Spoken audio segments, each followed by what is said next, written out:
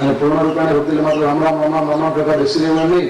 જીવનમાં જે કંઈ કરતા હોઈએ અને પ્રભુનો સ્પર્શ આપતા જઈએ તો ભક્તિ, અને જીવનની પ્રત્યેક ક્રિયાને જો પ્રભુનો સ્પર્શ હશે તો મૃત્યુને પણ પ્રભુનો સ્પર્શ થશે, અને મૃત્યુની ક્રિયાને પ્રભુનો સ્પર્શ થયો તો મુક્તિ નિશ્ચિત. તો મૃત્યુની ક્રિયાને પ્રભુ સ્પર્શ થાય એના માટે આવશ્યક છે જીવનની પ્રત્યેક ક્રિયા પ્રભુથી સ્પર્શ પામેલી હોવી જોઈએ.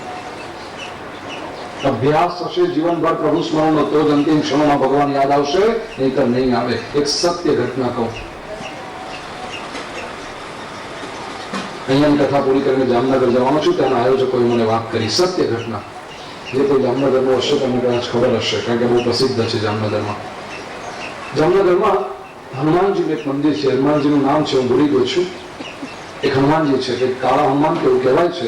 અને ત્યાં આગળ છેલ્લા 37 વર્ષથી અખંડ રામધૂન ચાલે છે, પ્રભુની ધૂન ચાલે. ગિનિસ બુક ઓફ વર્લ્ડ રેકોર્ડમાં એનું નામ આવી ગયું છે. દુનિયામાં આવી કોઈ સ્થાન નથી કે છેલ્લા 37 વર્ષથી અખંડ 24 કલાક વિધાઉટ બ્રેક પરિણામ ધૂન ચાલ્યા કરે છે. તો એ ધૂનની જે પ્રવૃત્તિ શરૂ કરવામાં 37 વર્ષ સુધી ચાલી, એમાં એક વડીલ, એમનો બહુ મોટો હાથ. મને આયોજકોએ વાત કરી જામનગરની કથામાં. બહુ મોટો હાથ. દિવસના 3-4 કલાક એ વડીલ ત્યાં જ આપે. 85 વર્ષની ઉંમર. આમ ચાલ્યા જતા હોય તમને લાગે નહીં કે આ 85 વર્ષની ઉંમરના છે. એટલું સ્પષ્ટ સુંદર શરીર. નખમાં કોઈ જાતનો રોગ નહીં, કોઈ ડાયાબિટીસ નહીં, કોઈ બ્લડ પ્રેશર નહીં, કશું જ નહીં.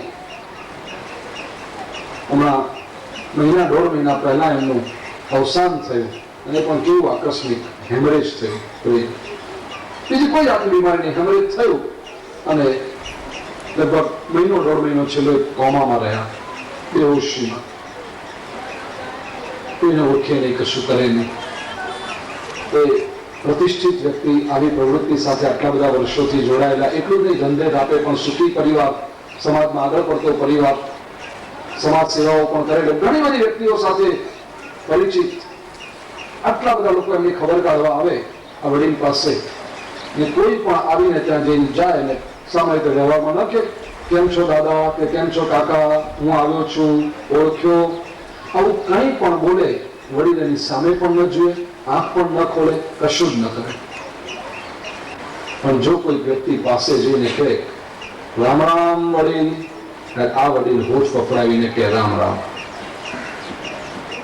સગો દીકરો જો બાજુમાં જઈને કે બાપા હું આવ્યો છું, કઈ જોઈએ છે, ઓળખે જ નહીં, કોઈ જાતનો પ્રતિભાવ નહીં, આંખ પણ ખોલવા નહીં, કશું જ નહીં. સગો દીકરો જે એવું હોરે કઈ નહીં. અને અજાણ્યો માણસ પણ આવીને કે રામ રામ બાપા, કે રામ રામ.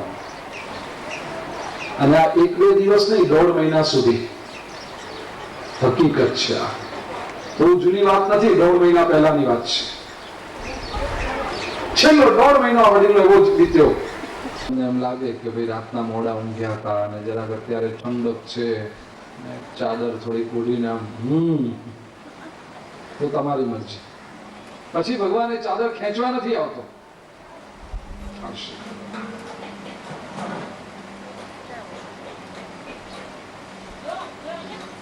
માધવબાગની કથા જે હતી,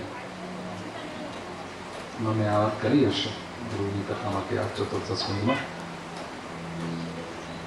6 દિવસે જ્યારે રૂકમિણી વિવાહ ચાલી રહ્યો હતો, બેઠો તો હું. 7-8 વર્ષની દીકરી કોઈક આવી મારી પાસે. મને કે ગુરુજી તમે પેલું જે કહ્યું ને કથામાં કે ભગવાનને કહીને સૂઈ જવાનું તો વહેલા ઉઠી જવાય, તો પછી એક દિવસ રાતના મેં નક્કી કર્યું, મેં ભગવાનને કહું ભગવાન તું મારો ફ્રેન્ડ છે. આ બાળકના શબ્દો, કારણ કે આપણે મિત્ર એટલે બાળક મારો ફ્રેન્ડ. ભગવાન તું મારો ફ્રેન્ડ છે ને, મારે 7 વાગે ઉઠવું છે, મારે માળા કરવી છે. હું રોજ 3 રાતથી કહું છું ને, હું સવારે 7 વાગે ઉઠી જ જાઉં છું. 8 વર્ષની દીકરી આ કે માથે હાથ ફેરવ્યું, બેટા પરમાત્મા તને શક્તિ આપે, આ વ્રત તું ચાલુ રાખ. શ્રદ્ધા જોઈએ.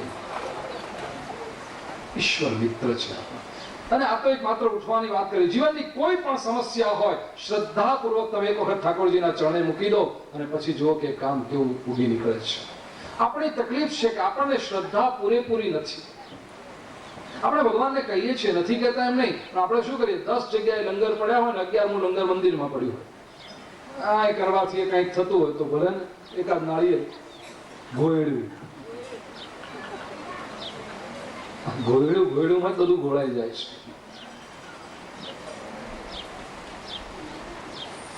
પૂર્ણ શ્રદ્ધા, દૃઢ ભરોસો ઇન ચરણ નકેરો.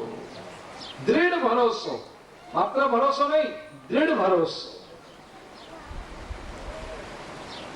વિના મોલ પહોંચેરો. જીવનમાં ઉતારીએ ને આ બધી બાબતોને તો ખરેખર પરિણામ દેખાય છે જીવનમાં.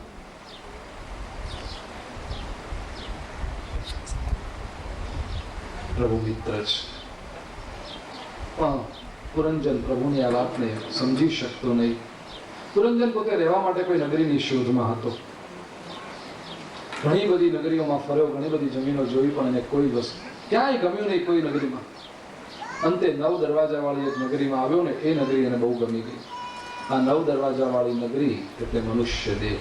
આપણે મનુષ્ય બન્યા તે પહેલા કેટલી જગ્યાઓએ પસાર થયા છીએ. કૃમિ, કીટક, પશુ, પંખી, કેટલા બધા દેહ ધારણ કર્યા, કોઈ દેહ આપણને ગમ્યો નહીં. અંતે આ મનુષ્ય દેહ ગમ્યો. મનુષ્ય દેહના 9 દરવાજા, 2 આંખો, 2 કાન, 2 નસકોરા અને 1 મોઢું. 7 દરવાજા તો અહીંયા જ આવી ગયા અને બીજા 2 દરવાજા ગુદા અને ઉપસ્થ. 9 દરવાજા વાળી આ નગરી, દેહમાંથી પ્રાણ નીકળે છે. શાસ્ત્રકારો કહે છે આ 9માંથી 1 દરવાજે નીકળે છે. અને અનુભવી વ્યક્તિ હોય ને, જો મૃત્યુની એક ક્ષણે તમે નજીક હો તો ખ્યાલ આવી જાય કે કઈ ઇન્દ્રિયમાંથી પ્રાણ બહાર નીકળ્યો. જે દરવાજામાંથી પ્રાણ નીકળે એ પ્રમાણે એની આગળની ગતિ થતી હોય છે. આ બધું આપણા ગ્રંથોમાં વર્ણન છે. નાનકડી પરીક્ષા કહી રાખું છું કે આમાં કન્ક્લુઝનોમાં કૂદી પડતા નહીં, પણ ખાતર દિશા સૂચન કરું છું. એ જાણવા માટે ખરેખર લાંબો અભ્યાસ જોઈએ, અનુભવ જોઈએ. મોટે ભાગે આવું થાય કે જે ઇન્દ્રિયમાંથી પ્રાણ નીકળ્યો હોય ને એ ઇન્દ્રિયમાંથી એની આજુબાજુ થોડું વિનાશ લાગે છે. જ્યારે પરસેવો છૂટ્યો હોય તો કેવું લાગે, પણ એટલા જ ભાગમાં પરસેવો હોય, પાછો આખો નહીં. થોડીક વિનાશ લાગે તો કન્ક્લુઝન લઈ શકાય કે આ ઇન્દ્રિયમાંથી પ્રાણ ગયો છે. અને એ પ્રમાણે પછી એની આગળ ગતિ થાય છે. પણ મનુષ્યની જ્યારે મુક્તિ થવાની હોય, ધારો કે આ છેલ્લો જન્મ છે ને હવે પછી મુક્તિ થવાની હોય તો આ ઇન્દ્રિયોના દરવાજામાંથી પ્રાણ જતો નથી. ગીતાજીના 8મા અધ્યાયમાં વર્ણન કર્યું છે. નવદ્વારે એક દરવાજા બંધ. સર્વદ્વારાણિ સંયમ્ય મનોહૃદિ નિરુધ્ય ચ. ધીરે ધીરે પ્રાણની ઉર્ધ્વગતિ કરતો જાય. બ્રહ્મરંધ્રની અંદર પ્રાણને લઈ આવે અને ત્યાંથી પછી એને પરમ પ્રાણની અંદર મહાપ્રાણમાં વિલીન કરી દે. એ ઘટાકાશ મહાકાશમાં વિલીન થઈ જાય. જે રીતે આપણે 10 દિવસ 15 દિવસ માટે બહારગામ જતા હોઈએ તો ઘરમાં બધું ધ્યાન રાખીને એક બારીઓ બંધ કરતા જઈએ, બરાબર સ્ટોપર કરીને આમ ખેંચી જોઈએ, કબાટના દરવાજા બંધ કરતા જઈએ, આખું ઘર વ્યવસ્થિત રીતે બંધ કરી અને છેવટે મુખ્ય દરવાજાને તાળું મારી, તાળું ખેંચી લઈ અને આપણે નીકળીએ. કેવું ધ્યાનથી, સભાનતાપૂર્વક. એવી રીતે આ મનુષ્ય જ્યારે મુક્તિ પામતો હોય ત્યારે ઇન્દ્રિયોના એક દરવાજા બંધ કરતો બહુ સ્વસ્થતાપૂર્વક ઉર્ધ્વ ગતિથી પ્રાણને છોડે છે. પોતે જ નીકળી જાય છે, પ્રાણને છોડે છે. આ દેહ તો કોકું જ મુક્તિ પ્રાપ્ત કરે છે. ઓમકાર વ્યાહરન મામનુસ્મરન કૃષ્ણ ઓમકારનો, પ્રણવ મંત્રનો ઉચ્ચાર કરતો જાય છે. તે ઓમ ઓમ ઓમ એ ઉચ્ચાર કરતો પરમાત્માનું સ્મરણ કરતો પુરંજન 9 દરવાજા વાળી નગરીમાં રહ્યો. એક વખત આ નગરીમાં ફરતા એને પુરંજની નામની એક સુંદર આકર્ષક સ્ત્રી દેખાઈ. પુરંજને બહુ ગમી ગઈ. એને જે લગ્નનો પ્રસ્તાવ મૂક્યો, પેલીએ સ્વીકાર પણ કરી લીધો. પુરંજન અને પુરંજની સાથે રહેવા લાગ્યા. આ પુરંજની એટલે બુદ્ધિ. પુરંજન એટલે જીવાત્મા, પુરંજની એટલે બુદ્ધિ. જીવ અને બુદ્ધિ સાથે રહેવા લાગ્યા. પુરંજન પુરંજનીના તાલે નાચવા લાગ્યો. ઘણા લોકો આવું ને, મારી બુદ્ધિ કહેશે એ જ કરીશ, મારી બુદ્ધિ આમ, મારી બુદ્ધિ તેમ. બુદ્ધિ મહત્વની છે, એની ના નહીં, મારી બુદ્ધિ આમ બહુ અહંકાર જ્યારે કરવા લાગે ત્યારે સમજી શકો કે પોતાની પાસે ચમચી છે એનાથી દરિયાનું પાણી માપવા નીકળે છે. બધું જ આપણી બુદ્ધિમાં આવે જેવું થોડું છે, ના આવે તો પણ સ્વીકાર કરવો પડે વાતો. કેટલી બધી વાત. માતાનો પ્રેમ છે ને એ બુદ્ધિમાં ઉતરેવી વાત છે. કોઈ પુરાવો છે તમારી પાસે કે આજ આપણી માતા છે? કઈ વાત છે? એ શ્રદ્ધા છે. તે મને એના પ્રત્યે આપણી લાગણી છે, એને મારા પ્રત્યે આપણી લાગણી છે. અમારી માં છે. એ તો નાનપણથી જ કોઈ બાળકને લઈને ઉછેરીને મોટો કરે તો બાળકને એટલી લાગણી હોય છે કે નહીં? હવે ખરેખર જનેતા નથી, જન્મ આપનારી નથી. બોલામાં કઈ બુદ્ધિ આવી? આપણે માં કહીને વળગી પડે એની બુદ્ધિ છે. પણ છતાં એનો કેટલો આનંદ છે. તો દરેક જગ્યાએ બુદ્ધિ હોવી જ જોઈએ. આવી અપેક્ષા રાખવી એ દુર્બુદ્ધિની નિશાની છે, બુદ્ધિહીનતાની નિશાની છે. પુરંજને બુદ્ધિનો ઉપયોગ ખરેખર જે કરવો જોઈતો હતો એ કર્યો નથી. ન ભોગવવા જેવા ભોગો ભોગવ્યા છે. અંતિમ ક્ષણો જયારે આવી ત્યારે બુદ્ધિ એને છોડીને ચાલતી થઈ ગઈ છે. સાથે બુદ્ધિ નાચે. પંચ પ્રાણ બધા નીકળવા માંડ્યા, બધો જ. અને પુરંજન જોઈ રહ્યો, પોતે કશું જ ન કરી શકે. ગરુડ પુરાણમાં એક બહુ સરસ શ્લોક છે મનુષ્ય જીવન વિશે. કહે છે કે યદર્જિતમ પ્રાણ હરૈ પરિશ્રમૈ મૃતસ્ય તદવૈ વિભજન્તિ રક્તિનઃ કૃતં ચ યદુષ્કૃતમર્થ લિપ્સયા તદેવ દોષાપહતસ્ય કૌતુકમ. એક કૌતુક છે ગરુડ પુરાણકાર કહે છે. આશ્ચર્ય છે. શું? તો યદર્જિતમ પ્રાણહરૈ પરિશ્રમૈ, પ્રાણહરૈ પરિશ્રમૈ યત અર્જિતમ, કમર તોડ મજૂરી કરીને, જીવ જતો રહે એટલી મજૂરી કરી અને જે બધું ભેગું કર્યું છે, અર્જિતમ ઉપાર્જિત કર્યું છે, એકઠું કર્યું છે, એને મૃતસ્ય તદવૈ વિભજન્તિ રિક્તિનઃ, એ મૃત્યુ પામે માણસ, પછી રિક્તિના એટલે એના વંશ વારસો આપસમાં વહેંચી લે છે. પેલા એ પરસેવો પાડીને જીવ મૂકી દીધો, કમર તોડ મજૂરી કરી અને જે કઈ સંપત્તિ એકઠી કરી હતી આ બધા વારસદારો વહેંચી લે છે. એટલે પેલો એમાંનું કશું લઈ ગયો સાથે નહીં. તો એની સાથે શું જાય છે? કૃતં ચ યદુષ્કૃતમર્થ લિપ્સયા તદેવ દોષાપહતસ્ય કૌતુકમ. પણ આ બધી સંપત્તિ ભેગી કરવાની લાલચમાં, લિપ્સયા અર્થ લિપ્સયા, એ લાલચમાં એણે જે કઈ દોષ કર્યા હતા, જે કઈ પાપ કર્મો કર્યા હતા, એ પાપ કર્મો પેલાની સાથે જાય છે. સંપત્તિ બધી અહીંયા જ પડી રહી જાય છે અને પાછળના લોકો વહેંચી લે છે. કેવું કહું? આ માણસ નથી સમજતો, સમજે છે અને છતાંય તે ભૂલ વારંવાર કર્યા કરે છે. ભૂલ્યા ત્યાંથી ફરી ગણીએ, જીવનની તરફ જોવાનો દ્રષ્ટિકોણ બદલીએ તો પુરંજનની કથા લેખે લાગે, તો ભાગવતની કથા લેખે લાગે, જીવન ધન્ય બને. ચતુર્થ સ્કંદને વંદન કરીએ. પાંચમો સ્કંદ બપોરે 3:30 વાગે પ્રાર્થના એક શ્લોકમાં કરીશું. મૂકં કરોતિ વાચાલં પંગું લંઘયતે ગિરિં યત્ર પાતમહં વંદે પરમાનંદ માધવમ.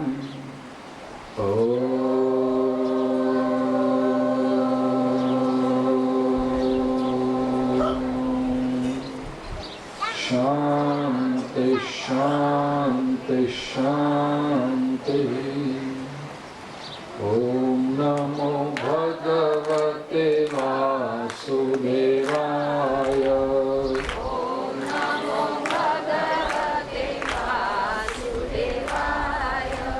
ઓમ નમો ભગવતે વાસુદેવાય.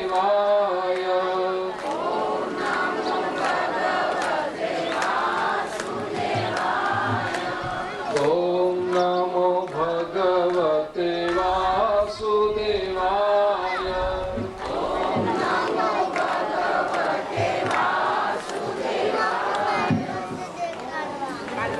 નમો ભગવતે વાસુદેવાય. वासुदेवाय।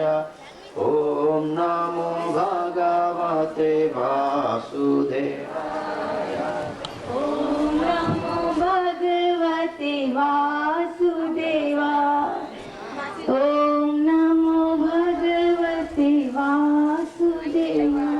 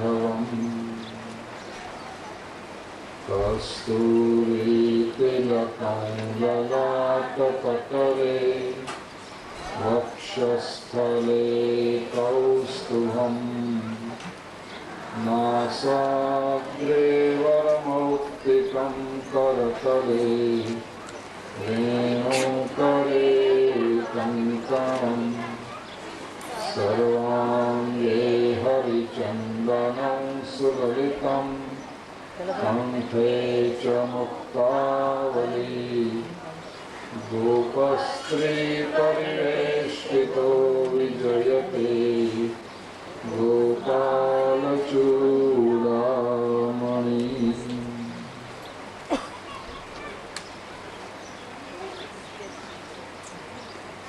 पंचमस्कन्धः अथ प्रथमोऽध्यायः।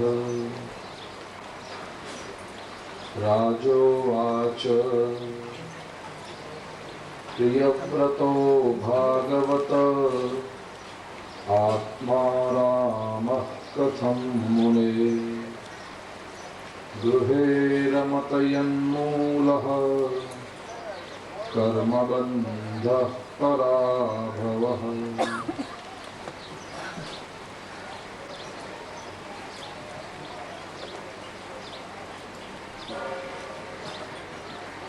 पंचम स्कंधना प्रारंभમાં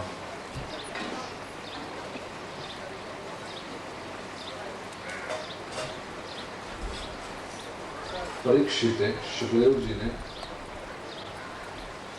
પ્રિયવ્રત રાજા વિશે પ્રશ્ન પૂછ્યો છે. આ પ્રિયવ્રત એટલે કોણ? યાદ રહે કે આપણે મનુ અને શત્રુપાના વંશનું દર્શન કરી રહ્યા છીએ. 3 દીકરીઓના ગૃહસ્થાશ્રમ જોયા. એક પુત્ર જેનું નામ ઉત્તાનપાદ, એની કથા આપણે જોઈ કે ઉત્તાનપાદને 2 રાણીઓ સુરુચિ, સુનીતિ, એમના પુત્રો ઉત્તમ અને ધ્રુવ. મનુ અને શત્રુપાના બીજા દીકરાનું નામ છે પ્રિયવ્રત. સુખદેવજી વર્ણન કરે છે, રાજન પરીક્ષિત, આ પ્રિયવ્રત અત્યંત પ્રભાવી રાજા હતા, તેજસ્વી હતા, ચક્રવર્તી સમ્રાટ હતા, શક્તિમાન હતા. એટલું જ નહીં, એમનો એવો પ્રભાવ કે એમના રાજ્યમાંથી જ્યાંથી એમનો રથ નીકળે અને એના રથના પૈડાની છાપ પડે ત્યાં દૂધ અને ઘીની નદીઓ વહેતી થાય. આ વાત જ્યારે આપણે સાંભળીએ ત્યારે આપણને મનમાં પ્રશ્ન થાય, શું આ સાચું હશે? દૂધ અને ઘીની નદીઓ એ પાણીની નદીઓના સાંસા હોય છે. તો દૂધ અને ઘીની નદી હોઈ શકે? હા. દૂધ અને ઘીની નદી સૂચવે છે કે આ રાજાના રાજ્યમાં આટલી સંપત્તિ હતી. અને સંપત્તિ શા માટે હતી? સંપત્તિનું કારણ, આ રાજાનું નામ છે પ્રિયવ્રત. જેને વ્રત પ્રિય છે તે પ્રિયવ્રત. અને જેને પણ વ્રત પ્રિય હોય ને એના રાજ્યમાં હંમેશા સંપત્તિ આવે છે, એના જીવનમાં હંમેશા સંપત્તિ આવે છે. વ્રત એટલે શું? વ્રત એ કોઈક એક સિદ્ધાંતને પકડી એની સિદ્ધિ માટે પ્રયત્ન કરતા રહેવું સતત નિયમબદ્ધ રીતે, આને કહેવાય વ્રત. કોઈ પણ એક સિદ્ધાંતને પકડી જેનાથી તમારું મન હૃદય પ્રસન્ન થાય એવા એક સિદ્ધાંતને પકડી એ સિદ્ધાંતને આપણા પોતાના જીવનમાં ચરિતાર્થ કરવા માટે નિરંતર પ્રયત્ન કરતા રહેવું, આને કહેવાય છે વ્રત. એમાં બંધનો આવે, એમાં અમુક મર્યાદાઓ સ્વીકારવી પડે. આ બધું જ વ્રતમાં થાય અને વ્રતનું અંગ છે. વ્રતથી શું થાય છે? સૌથી પહેલું તો વ્રતથી માણસમાં એક શિસ્તનો સંચાર થાય છે, ડિસિપ્લિન. આપણે જે કહીએ છીએ કે વ્રતથી કાર્ય સિદ્ધિ થાય, આપણે વ્રત એટલે એટલું સમજીએ કે એક માળા ફેરવવું, પણ એક માળા ફેરવવાની પાછળ કેટલી બધી વાતો આવે છે એનો વિચાર કર્યો છે કોઈ દિવસ? એનાથી આપણા મનનું કેવું ઘડતર થાય છે એનો કોઈ ખ્યાલ કર્યો છે? કોઈ પણ એક તમે વ્રત લીધું કે આટલું કરીશ, એટલે એક તો એમાં આવે ડિસિપ્લિન, શિસ્ત, કરીશ આજ.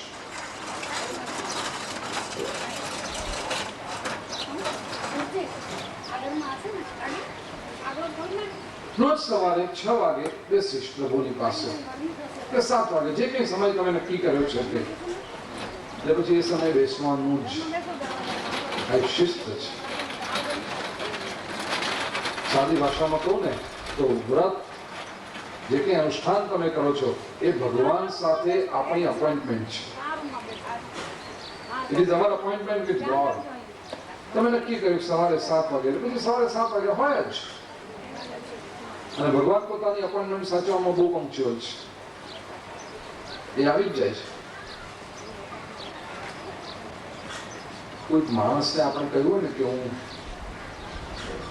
5 વાગે તમને ઘાટકોપર સ્ટેશન પર મળીશ, અને 5:30 થાય તો આપણે રાજાવાડીના ટ્રાફિકમાં ફસાયેલા હોઈએ, હલતું જ ન હોય, બધું પેક થઈ પડ્યું હોય,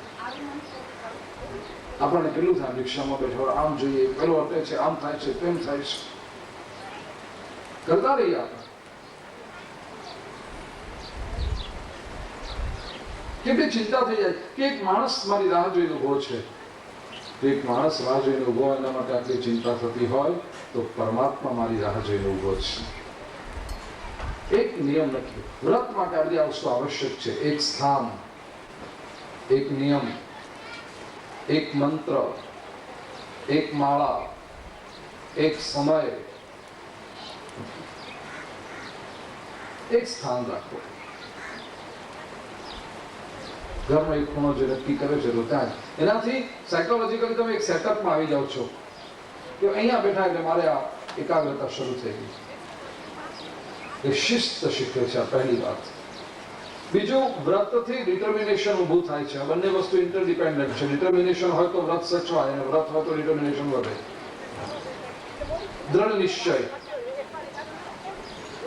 વ્રત કરીશ જ, આ વ્રતમાં આવશ્યક છે. જોઈએ, ટ્રાય કરીએ, થાય તો ઠીક, આ વ્રત નહીં. કરીશ જ, આઈ વિલ ડુ ઇટ. 80 વર્ષના વડીલ એમ કે ને કે જોઈએ, ટ્રાય કરીએ તો આપણે સમજી શકીએ કે ભાઈ એમને શરીરની મર્યાદા છે ને બધું છે. તો 22 વર્ષનો યુવાન કે યુવતી જયારે એમ કે જોઈએ, ટ્રાય કરીએ, ત્યારે રડવું આવે આપણને. આ તો કે ઉંમર છે, જોઈએ, અરે કરીશ આજ. દેહમ પાપયામિ વા કાર્યમ સાધયામિ. દ્રઢ નિશ્ચય, તો જ જીવનમાં સફળતા મળે. જેટલા લોકોને જીવનમાં સફળતા મળી છે એમના જીવનમાં કંઈક ને કંઈક વ્રત રહ્યું છે.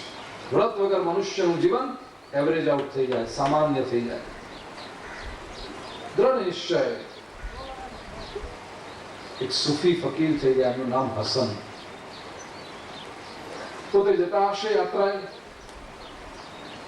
માર્ગમાં એક ગામ આવીને અડધી રાતે ગામમાં પોતે ગયા, પસાર થતા હતા.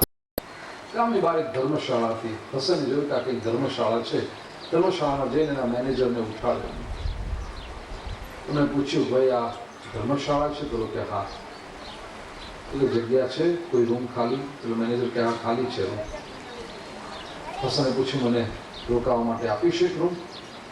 મેનેજર કે રૂમ આપવા મને વાંધો નથી, પણ અમારો એક નિયમ છે કે આ ગામમાંથી કોઈકની ઓળખાણ લઈ આવો તો રૂમ મળી જાય. હસન કે ભાઈ હું તો વટે માર્ગુ છું, પહેલી વખત આ ગામમાં આવ્યો છું અને મારી યાત્રાએ નીકળ્યો છું. સવારે તો નીકળી જઈશું આગળ મારા માર્ગે. હું અત્યારે કોને બોલાવવા જાઉં? તો ગામમાં નવો છું, કોઈ ઓળખે નહીં, અને કદાચ કોઈ ઓળખતું તો અડધી રાતે હું કોને ઉઠાડવા જાઉં? બસ 5-6 કલાકનો સવાલ છે, મને સુઈ જવા દે. સવારે ઉઠીને મારા માર્ગે ચાલી જઈશ. તો મેનેજર કે ખટપટ નહીં કરો, નિયમ એટલે નિયમ. ઓળખાણ કોઈ નહીં લાવો તો રૂમ મળશે, નહીં તો નહીં મળે. હસન કે ઠીક ભાઈ, તું તારા નિયમનો ગુલામ. ત્યાંથી બહાર નીકળ્યા. ધર્મશાળાની બરાબર સામે કોઈ ઝાડ હતું, નીચે ઓટલો હતો, ખભા પર એક કપડું હતું. એ ઓટલો ત્યાંથી ધૂળ ઉડાડીને હસન જ્યાં સુવાની તૈયારી કરતા હતા, આડા પડ્યા હતા. એને જોયું કે એક માણસ ત્યાંથી પસાર થયો હતો. તો હસન એને બોલાવ્યો, ભાઈ અહીંયા આવ જરા. પેલો આવ્યો. હસને પહેલા પોતાનો પરિચય આપ્યો કે જો હું એક સૂફી સંત છું, મારું નામ હસન છે, હું યાત્રાએ નીકળ્યો છું અને અહીંયા આગળ અડધી રાતે આવી પડ્યો. આ સામે ધર્મશાળા છે, મેનેજર સાથે મારે વાત થઈ, એ લોકોની જગ્યા પણ છે અહીંયા આગળ. તું આ ગામનો છે? પેલા કીધું હા હું આ ગામનો છું. હસન કે તો ઘણું સારું ભાઈ, તું મારી ઓળખાણ આપી દે ને મેનેજરને કહે કે તું મને ઓળખે છે તો રાત મને 4-5 કલાક સુવા દેશે ને સવારે તો હું મારા માર્ગે ચાલ્યો જઈશ. તારો ઉપકાર કોઈ દિવસ નહીં ભૂલું, અલ્લાહ તારા પર મહેરબાની કરશે. પેલું બધું સાંભળી લે. પૂછ્યું થઈ ગયું તમારે કહેવાનું? તો કે હા થઈ ગયું. તમે તમારો પરિચય આપ્યો. પેલો માણસ કહે છે કે હવે હું મારો પરિચય આપું. હું આ ગામનો છું, વાત ચોક્કસ, પણ હું આ ગામનો ચોર છું અને મારા ચોરની આપેલી ઓળખાણ જો તમને ફકીરને ચાલતી હોય હાલો હમણાં આપી દો. હસન જરા કટકી ગયા તો કેમ ચાલે? હું સંત, ફકીર અને ચોરની ઓળખાણથી ધર્મશાળામાં રહું? મૂંઝવણમાં પડે, માથું ખંજવાળવા માંડ્યા. પેલો ચોર કે જો હજી બીજો એક રસ્તો છે, મારું ઘર ખાલી છે, હું તો એકલો ફક્કડરામ છું, ચોરી કરવા નીકળ્યો છું, મારું ઘર ખાલી છે, તમે મારા ઘરમાં જઈને સુઈ જાઓ. હસનને થયું કે હું એક સંત ચોરના ઘેર જઈને સુઈ જાઉં? ચોર કે જલ્દી વિચાર કરી લો, મારે ધંધે મોડું થાય છે. હસન કે ઠીક છે ચાલ, સાવ ખુલ્લામાં પડ્યા રહેવું એના કરતા અમે ઘરમાં જાઓ. પેલો ચોર આવીને ઘર બતાવી ગયો, જો અમારું ઘર છે, સુઈ જાઓ તમે, અને હા બરાબર અંદરથી બંધ કરજો, ગામમાં મારા જેવા ઘણા છે. સારું, અંદરથી બંધ કરી હસન સુઈ ગયા. પેલો માણસ ચોરી કરવા જતો રહ્યો. આખી રાત હસન સુતા. સવારે આવીને પેલા દરવાજો ખખડાવ્યો. હસને દરવાજો ખોલ્યો. પેલો માણસ એકદમ પ્રસન્ન, હસતો હસતો અંદર આવ્યો. હસને પૂછ્યું કેમ ભાઈ તું બહુ ખુશ છે આજે, બહુ મોટો ધંધો હાથમાં લાગી ગયો તને? બોલે ના રે ના, કંઈ નથી મળ્યું. તો કઈ વાંધો નહીં, કાલે મળશે, એમાં શું છે? હસનને આ માણસમાં રસ પડ્યો. 1 મહિના સુધી રોકાયા આમાં ઘરમાં. પછી રોજનો આ જ ક્રમ. સવારે પેલો આવે એટલે હસન નીકળી જાય. આખો દિવસ હસન આજુબાજુના ગામડાઓમાં જ્યાં પણ ફરવાનું હોય તે કર્યા કરે. રાત પડે એટલે પેલો ઘરની બહાર નીકળે, હસન ઘરમાં આવે, અંદરથી બંધ કરીને સુઈ જાય. પેલો ચોરી કરવા જતો રહે. આખી રાત પેલો બહાર રહે, હસન અંદર સુઈ ગયા હોય. સવારે પાછો પેલો આવીને દરવાજો ખખડાવે એટલે હસન દરવાજો ખોલે. રોજ પેલો પ્રસન્ન ચિત્તે અંદર આવે, હસતો હસતો આનંદથી અંદર આવે. હસન રોજ એને પૂછે ભાઈ આજે તને કઈ મળી ગયું મોટો ધંધો? પેલો કે કાંઈ નથી મળ્યું. મને તો વાંધો નહીં, એમાં શું છે? 1 મહિના સુધી એને કાંઈ નહીં મળ્યું તોય હસતો. પછી તો હસન પોતાના માર્ગે આગળ ચાલ્યા ગયા. 5-7 વર્ષો વીતી ગયા. એમની આજુબાજુ શિષ્યો બધા ભેગા થયા અને એક ધન્ય ક્ષણે હસનને પરમાત્માનો સાક્ષાત્કાર થયો. શિષ્ય આજુબાજુ હતા ને જોઈ રહ્યા હતા કે આમ જેને સંસ્કૃતમાં કહું તો સમાધિ અવસ્થા કહેવાય એવી અવસ્થામાં હસન પહોંચ્યા હતા, મગ્ન અવસ્થામાં. અને એ અવસ્થામાંથી જ્યારે બહાર આવ્યા હસન, જાગૃત અવસ્થામાં આવ્યા, ત્યારે પહેલો શબ્દ એ બોલ્યા પેલા ચોરનો આભાર. શિષ્યોને નવાઈ લાગી કે આટલા દિવ્ય અનુભવમાંથી પસાર થઈને પછી આપણા આ ગુરુ ફકીર સાહેબ ચોરનો આભાર એમ બોલે છે. પૂછ્યું તમે આમ કેમ બોલો છો?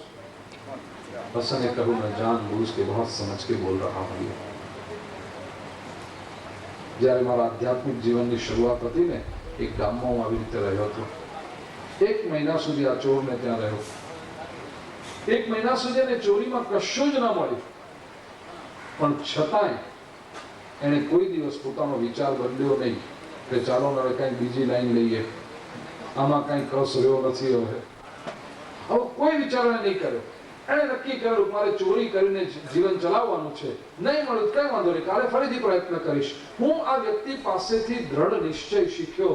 મને એક સાથે એને સમજાયું કે આ માણસ 2-5 હજારની ચોરી કરવા જાય છે અને આટલો દ્રઢ નિશ્ચય છે એનામાં, તો હું તો પરમેશ્વરને, પરમ સંપદાને પ્રાપ્ત કરવા નીકળ્યો છું. મારી અંદર કેટલો દ્રઢ નિશ્ચય હોવો જોઈએ, મારામાં કેટલી બૌદ્ધિક સ્થિરતા હોવી જોઈએ.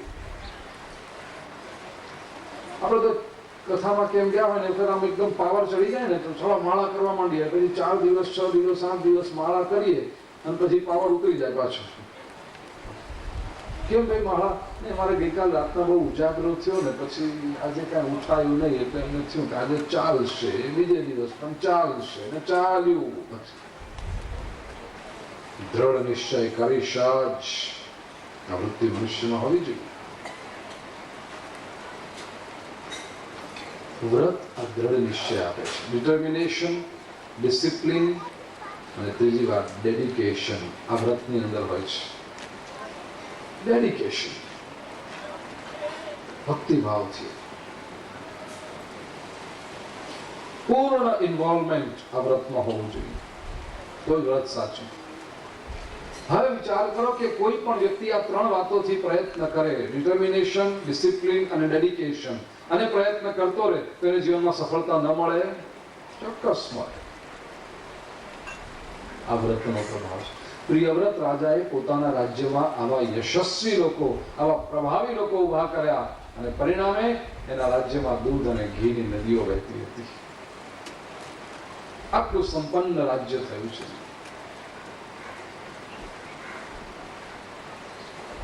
પ્રિયવ્રત પછી નાભી રાજાનું વર્ણન આવે છે. નાભી રાજાએ પોતાના પત્ની મેરુદેવી સાથે સંતાન ઈચ્છાથી યજ્ઞ કર્યો. યજ્ઞ કુંડમાંથી જ પરમાત્મા સ્વયં પ્રગટ થયા છે અને કહ્યું વરદાન માંગો. યજ્ઞ કરાવનારા જે વિદ્વાન ભૂદેવો હતા, ઋષિમુનિઓ હતા, એમણે કહ્યું અમારા નાભી રાજાને ત્યાં આપના જેવો પુત્ર થાય પ્રભુ. મંદ મંદ સ્મિત કરતા પરમાત્માએ કહ્યું છે કે મારા જેવો તો હું એકલો જ છું અને આ બ્રાહ્મણોની વાણી મિથ્યા ન થાય એટલા માટે પ્રભુએ પોતે નાભી રાજાને ત્યાં અવતાર લીધો ઋષભદેવ તરીકે. આ ઋષભદેવ પ્રભુના 24 અવતારોમાં એક છે. બોલીએ શ્રી ઋષભ નારાયણ દેવ કી. આમ જુઓ તો સમગ્ર ભાગવત એ પરમહંસોની કથા છે, પણ એમાં એક 5મા સ્કંદમાં પરમહંસોનું વર્ણન છે. બે મુખ્ય પરમહંસ ઋષભદેવ અને ભરતજી, પિતા પુત્ર છે બંને. તો બંનેમાંથી ઘણું શીખવાનું છે. આ ઋષભદેવ સંશોધકો એમ પણ કહે છે કે જૈન ધર્મમાં જે 24 તીર્થંકરો છે એમાંના પ્રથમ તે ઋષભદેવ અને આ ઋષભદેવ એક જ છે. ભાગવતની પરંપરા મુજબ આ ઋષભદેવ શ્રી કૃષ્ણના વંશમાં આગળ થઈ ગયા છે. એટલે આ ઋષભદેવના વંશમાં આગળ જતા શ્રી કૃષ્ણ થાય છે. સંશોધકોને એમનું કામ કરવા દઈએ. આપણે 24 અવતારોમાંના એક આવી રીતના આ ઋષભદેવ બહુ સુંદર ઉપદેશ કર્યો છે ઋષભદેવજી. અહંકાર નિવૃત્તિના 28 ઉપાયો બતાવ્યા છે ઋષભદેવ. અને એ 28 ઉપાયોમાં એક ઉપાય એમણે કહ્યો છે સત્સંગ.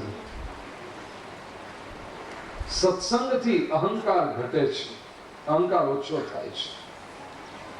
કઈ રીતે? સાચો સત્સંગ જે છે ને એમાં આપણે જીવનના પરમ રહસ્યોને પામવાનો પ્રયાસ કરીએ છીએ. સાચો સત્સંગ એ માત્ર મનોરંજન નથી. સાચો સત્સંગ એ માત્ર ઢોલ નગારા કે મંજીરા નથી. સાચો સત્સંગ એ માત્ર કર્ણરંજનની પ્રવૃત્તિ નથી. હા, થોડીક દ્રષ્ટાંતો અપાય, થોડોક આનંદ આવે એવી વસ્તુ હોય. એવું નહીં કે ગોળ ગંભીર જેમ તરબૂચ જેવું મોઢું કરીને બેસી જવાનું સત્સંગમાં, એ જરૂરી નથી. સત્સંગમાં પ્રસન્નતા હોય, પણ એ પ્રસન્નતાની પાછળનો હેતુ માત્ર મજા કરાવવા પૂરતો નથી કે લોકોને ગમે વાહ વાહ વાહ ટાઈમ પાસ થઈ ગયો, એવું નથી. તો સત્સંગની અંદર મનુષ્યને પોતાના સ્વની, પોતાના આત્માની નજીક લાવવાનો પ્રયાસ છે. એ બહુ સાદો પ્રશ્ન પૂછું કે કથામાં તમે 3 દિવસથી આવો છો.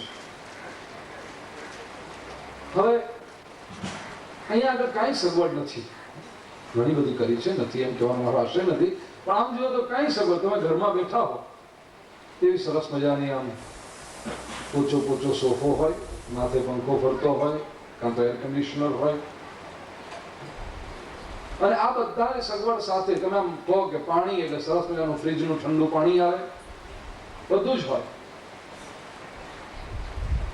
પણ છતાં તમને કહેવામાં આવે કે તમે સવારે 9:30 થી 12:30 ને સાંજે 3:30 થી 6:30 હલ્યા વગર બેસી રહેજો ઘરે 3 કલાક ને 3 કલાક બેસાશ. બધી જ સગવડ છે ને ત્યાં આગળ. આના કરતાં કદાચ વધારે કમ્ફર્ટેબલી બેસાય એવું છે, ટેકણ પણ મળે. અહીંયા તો ટેક હોય નહીં, અને છતાં પણ ઘરે નથી બેસાતું, અહીંયા બેસી શકાય છે. કેમ? એટલું જ નહીં, ઘરે તમને જો એકલા મૂકી, તમે ભલે અહીંયા બધાની સાથે બેઠા છો, પણ આમ તો એકલા એકલા છો ને. કદાચ બાજુવાળાને તમે ઓળખતા પણ ન હોય, બાજુમાં કોણ બેઠું છે કે કોણ બેઠા છે બેન ન ઓળખતા હો તો. ઘરે તો બધા પરિચિતો છે. એકલા છો તમે અહીંયા આગળ, ભલે સમૂહમાં છો, પણ એ 3 કલાક કથા ચાલે, તમે એકલા છો. આપણે કે બાજુવાળા સાથે વાતો ચીતો કરતા નથી, બિલકુલ એકલા, બોલ્યા ચાલ્યા વગર. આ રીતે તમને ઘરે બેસવાનું કીધું, બેસો, બોલ્યા ચાલ્યા વગર એકલા બેસી રહો 3 કલાક. નહીં બેસાય. અહીંયા કેમ બેસાય છે? અરે 10 મિનિટ થાય ત્યાં તો ચટપટી ઊભી થઈ જાય. શું કરું? ફોન કરું, આ કરું, બાજુવાળાને બોલાવું, મેગેઝિન વાંચું, છાપું વાંચું, કંઈક ને કંઈક ઊભું થઈ જાય. અહીંયા કેમ થઈ શકે છે? આ સત્સંગનો પ્રભાવ છે. કારણ કે એમાં જીવનના પરમ રહસ્ય વિશે, આપણા પોતાના સ્વ વિશે એક ડૂબકી લગાવવાનો આપણે પ્રયાસ કરીએ છીએ. આપણે આપણી પોતાની નજીક આવીએ છીએ. સાદી ભાષામાં કહું તો આપણને ફોટો જોવાનો કેવો ગમે? આપણો ફોટો હોય, લગ્નનો આલ્બમ હોય કે પિન્ટુના બર્થડેના ફોટાઓનો આલ્બમ હોય, તો આપણે કેવા જોતા જઈએ તરત, અને એ જોવામાં આપણે બધું ભૂલી જઈએ કે નહીં? ભૂલી જઈએ. અને બીજી એક વાત, આ બધા ફોટા જે આપણે જોતા હોઈએ છીએ ને, ઠીક છે બીજાને જોઈશું, પણ આપણને મુખ્ય રસ હોય છે કોઈ પણ આલ્બમ જુઓ ત્યારે આપણો ફોટો ક્યાં છે? પૂછના આપને આપશે. તમારા કોઈક સગા કાકાના બનેવીના વેવાઈના સાળા, તો એમણે કંઈક લગ્ન કર્યું હતું છોકરાનું, તમને બોલાવ્યા હતા અને ગયા હતા તમે. પછી લગ્ન પતી ગયું, બધું સરસ રીતે પતી ગયું, ને કંઈક આમ સ્મૃતિ ચિહ્ન તરીકે લગ્નની કંઈક ભેટ આપવા માટે એવું કંઈક નીકળ્યો છે રિવાજ. હવે લગ્ન વગર બધું પતી જાય ને પછી પાછું એક રીતે બધાને મળવા જવાનું. તમે આવે હવે આવી રીતે મળવા આવે, આલ્બમ લઈને આવે, તમને કંઈક જો આલ્બમ આપણા લગ્નનો કેવો સરસ આવે છે. હવે આ લગ્નનો આલ્બમ તમે જુઓ છો, હૃદય પર હાથ રાખીને કહેજો કે આલ્બમમાં તમે શું જુઓ છો? જે ફોટા જોતા છે એમાં આપણો ફોટો ક્યાં છે? આપણો ફોટો દેખાય? જો દેખાય તો ત્યાં આગળ જરાક અટકીએ, બીજો હોય તો ફેરવવાનો, બીજો હોય તો ફેરવવાનો. એમાં આપણને રસ નથી, આપણો ફોટો ક્યાં છે? અને એ જ્યાં આપણો ફોટો જોઈએ છે ત્યાં આગળ અટકવું આપણને ગમે છે, કારણ કે આપણે આપણી જાતને જોતા હોઈએ છીએ. હવે આ જ વસ્તુ આધ્યાત્મિક ક્ષેત્રમાં વ્યવહાર હતો, અને આધ્યાત્મિક ક્ષેત્રમાં લઈએ ત્યારે વ્યવહારમાં આપણે આ શરીરના ચિત્રને જોઈએ છીએ, પણ આધ્યાત્મિક ક્ષેત્રમાં કહું તો સત્સંગની અંદર જ્યારે આપણે બેઠા હોઈએ છીએ ત્યારે આપણે આપણા આત્માની તસવીરને નિરખતા હોઈએ છીએ. દરેક વ્યક્તિની આગળ પોતાની આત્માનું સ્વરૂપ પ્રગટ થતું જાય છે. હું કોણ છું? મારે શું હોવું જોઈએ? હું કેવો હોવો જોઈએ? આ ખબર પડે છે, અને તેથી એમાં રસ પડે છે સત્સંગમાં. અને તેથી એ 3 કલાકને અંતે આપણે જાણે કંઈક પામ્યા હોઈએ એવી એક પોટલી બાંધીને ઘરે જઈએ છીએ. બીજી કોઈ જગ્યાએ આ રસ ન પડી શકે. આ જ રીતે તમે 3 કલાક ફિલ્મમાં જાઓ, ઠીક છે, તમારી એકાગ્રતા થઈ જશે, મજા આવશે, બધું જ કરશો, પણ at the end of those 3 hours you will come out tired. પ્રયોગ કરવા જેવો છે. થિયેટરની અંદર 6 થી 9 ફિલ્મનો શો હોય ને, તો 6 વાગે તમે થિયેટરની બહાર ઉભા રહો. બધા લોકો જે અંદર જતા હોય ટિકિટો લઈ લઈને, હા ટિકિટ મળી ગઈ, કોઈને તો મળતી નથી, આપણને મળી ગઈ, આમ પ્રસન્નતાથી જતા હોય અંદર. જો એમના ચહેરા ઉપર લાગે કે હા ક્યાં ને ક્યાં જઈ રહ્યા છે. અને પછી 9 વાગે ફિલ્મનો શો પૂરો થાય ત્યારે પાછા જઈને ઉભા રહો બહાર. એ લોકો જે બધા બહાર, સારી ફિલ્મ હોય, ઇન્ટરેસ્ટિંગ હોય, સુપર હિટ પિક્ચર હોય, પણ એ લોકો રાતના 9 વાગે જયારે બહાર આવે ત્યારે એમના ચહેરા પર જુઓ, તમને લાગશે કે બધા થાકેલા, કંટાળેલા એવી રીતના બહાર આવતા હોય છે. કેમ? કારણ કે ત્યાં આગળ આપણે પોતાની જાતને પામતા નથી. સત્સંગની અંદર આપણે પોતાની જાતને પામીએ છીએ. એનો આનંદ છે. એ સત્સંગમાં અહંકાર, ઓછો થઈ જાય. એનું કારણ એમાં આત્માની સરખામણી સીધી પરમાત્મા સાથે થાય છે. સંસારમાં આપણો અહંકાર મજબૂત બને એનું કારણ આપણને ખબર છે મેં જે ઘડિયાળ કર્યું છે એના કરતા બાજુવાળાનું ઘડિયાળ ઠીક, હવે આપણું સારું છે. આવું કંઈક જોવા મળે. વસ્તુઓની સરખામણી થઈ શકે કે અમુક જે મારી પાસે છે એના કરતા પેલા પાસે ઓછું છે અથવા આની પાસે વધારે, એ થયા કરે. પણ અહીંયા તો સરખામણી આત્માની પરમાત્મા સાથે છે, પરમ તત્વ સાથે છે. હવે પરમ તત્વથી વધીને તમારી પાસે શું હોઈ શકે? તેથી જ ભર્તૃહરિ કહે છે યદા કિંચિત જ્ઞોહમ દ્વીપ ઇવ મદાંધસ્સમભવ. ભર્તૃહરિ કહે છે હું જરાક કંઈક જાણતો હતો ને ત્યારે તો મારો અહંકાર એવો હતો કે હા હું જ ડાયો છું, મને જ બધી ખબર પડે છે. દ્વીપ ઇવ, દ્વીપ એટલે હાથી, હાથી જેટલો મારો મોટો અહંકાર થઈ ગયો હતો. પછી યદા કિંચિત કિંચિત બુધજન સકાશાદવગત તદા મૂર્ખોસ્મીતિ જ્વર ઇવ મદો મે વ્યપગત. ધીરે ધીરે પછી હું જેમ સત્સંગમાં જવા લાગ્યો, બુધજન સકાશાદવગત, જ્ઞાનીઓના સંપર્કમાં હું આવવા લાગ્યો, એમની વાતો જેમ હું સાંભળવા લાગ્યો, ત્યારે મને ધીરે ધીરે થયું કરે તદા મૂર્ખોસ્મીતિ, અરે હું તો મૂર્ખ છું. જ્વર એવ મદો મે વ્યપગત, જે માણસને પરસેવો છૂટે ને તાવ ઉતરી જાય, આવી રીતે મારો અહંકાર ચાલ્યો ગયો. સત્સંગ અહંકારનો નાશ કરે છે.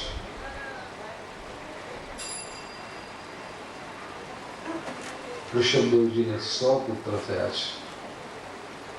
એમાંના એક એટલે ભરતજી.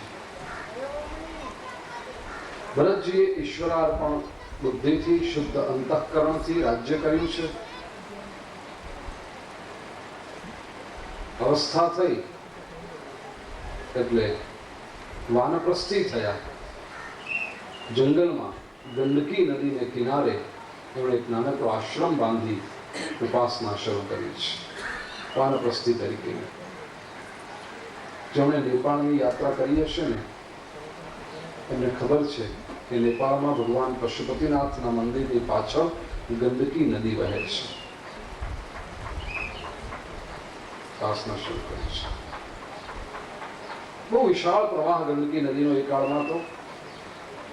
ત્યાં આગળ ભરતજીએ આશ્રમ બાંધ્યો છે. એક બીજી વાત કહી દઉં, શ્રીમદ ભાગવતમાં વાનપ્રસ્થ ધર્મનું બહુ મહત્વ છે. ગૃહસ્થાશ્રમનું વર્ણન છે ચોક્કસ, જેમણે ગૃહસ્થાશ્રમ નિભાવ્યો છે બહુ સુંદર રીતે નિભાવ્યો છે. પણ જેવો ગૃહસ્થાશ્રમ પૂરો થયો કે વાનપ્રસ્થ તરત લઈ લીધો છે. આ ભારતીય સંસ્કૃતિનું બહુ મહત્વનું પરિબળ છે. અને તેથી તમે જોશો તો શ્રીમદ ભાગવતમાં પારિવારિક સંઘર્ષો બહુ દેખાતા નથી. કૌટુંબિક ઝઘડાઓની વાત ભાગવતમાં નથી. વિચાર કરો, ભાગવતની અંદર દ્રષ્ટાંત માટે કોઈ કહેતો હશે વસ્તુ જુદી છે, પણ ભાગવતની અંદર સાસુ વહુને ના બન્યું કે દીકરાને બાપને ના બન્યું, આવું ભાગવતમાં નહીં દેખાતા. જેને પારિવારિક કલહ કહીએ છીએ આપણે, ભાગવતમાં છે જ નહીં. કેમ? એનું કારણ કે સંઘર્ષ ઉભો થાય ને એ પહેલા જ એના કારણને દૂર કરવામાં આવતું. 50 વર્ષની ઉંમર થાય, 51 વાનપ્રસ્થિત થયા, એ તરત જ એ વાનપ્રસ્થિત જંગલમાં જઈને રહે. પછી કલહ થાય ક્યાં? કોની હાથે થાય? કલહ કરવાનો પ્રશ્ન નથી. આપણે બધા કલહ કેમ વધવા માંડ્યા? એનું કારણ કે આપણે સંસ્કૃતિનો છેદ ઉડાડી દીધો. નીકળે જ નહીં ઘરની બહાર. હું તો મશ્કરીમાં કહું છું કે મુંબઈમાં જગ્યાઓના ભાવે વધી ગયા એનું કારણ આપણે વાનપ્રસ્થી નથી થતા. જોયા જ કરે, જગ્યા જોઈએ જ. ને પછી આપણી વૃત્તિ કે અહીંયા એક છે કે બીજો પણ અહીંયા જ જોઈએ, ત્રીજો પણ અહીંયા જ જોઈએ. તેથી ભાવ હોય આપણે બધું કર્યું. અને કે છોકરાઓ મોટા થયા ને એટલે જગ્યા જોઈએ. પણ શું કામ જગ્યા જોઈએ? છોકરો મોટો થયો તમે નીકળો બહાર, આપી દો, ગયો બેટા દીકરાને બહુ રહો તમે. હવે તો વડીલોને બી રહેવું છે, છોકરાઓને રહેવું છે, છોકરાઓને રહેવું છે. પછી તો જગ્યા ઓછી પડે. મિત્રો કેટલા સરસ આશ્રમો બનાવ્યા છે બધા. તમે જુઓ તો ખરા, હરિદ્વાર, ઋષિકેશ, ઘણા તીર્થ સ્થાનોમાં હમણાં જઈને આવે કુંભ મેળામાં કથા હતી તેથી એટલા બધા ખાલી પડ્યા છે આશ્રમ. મેં પૂછ્યું કે આ કુંભ મેળામાં ઠીક છે લોકો આવે, બાકી પેલાને જગા મિલ જાતી, કોઈ જતું જ નથી. જવું જોઈએ. 6 મહિના અહીંયા અને 6 મહિના ત્યાં હરિદ્વાર. હું લખી આપું ચિઠ્ઠીઓ, ચાલો જેને જવું હોય એને, પરિચય છે. અને સારા સારા આશ્રમો, વ્યવસ્થિત, એટલા સુંદર, સ્વચ્છતા, રહેવાની સગવડ સરસ, સેલ્ફ કન્ટેન. આવા અને આશ્રમના મકાનમાંથી બહાર નીકળીને સીધા ગંગાજીમાં સ્નાન કરવા માટે. પાછું કોઈ સરસમાં સરસ સગવડ છે, જોવું છું. અને પછી જુઓ 6 મહિના અહીંયા રહો, 6 મહિના ત્યાં રહો, પછી જુઓ ઘરમાં કેવી વેલ્યુ વધી જાય છે, પછી બહુ કેવું સાચવે છે. રિટર્ન ટિકિટ, આપણે રિટર્ન ટિકિટ લઈએ છીએ, પણ આપણે કેવી લઈએ છીએ? મુંબઈ હરિદ્વાર મુંબઈ, આવી રિટર્ન ટિકિટ લઈએ છીએ. ખરેખર રિટર્ન ટિકિટ લો હરિદ્વાર મુંબઈ હરિદ્વાર, આવવાનું. બાબાનો બાબો યાદ આવે, જરા પિન્ટુ યાદ આવી જાય, આવવાનું મહિના માટે અહીંયા આગળ. અને મહિનો 1.5 મહિનો થાય એટલે પછી બેગ લેવાની સીધી હાથમાં, ચાલો સ્ટેશને મૂકવા આવો છો કે અમે રિક્ષા પકડીને જઈએ. કોઈ જાતનો આધાર રાખવાનો જ નહીં ને. જઈ અને પછી અરે મમ્મી હમણાં 4 દિવસ પછી આપણા પિન્ટુની બર્થડે તમે કરજો, હું ચાલી. એટલું મહત્વ વધશે.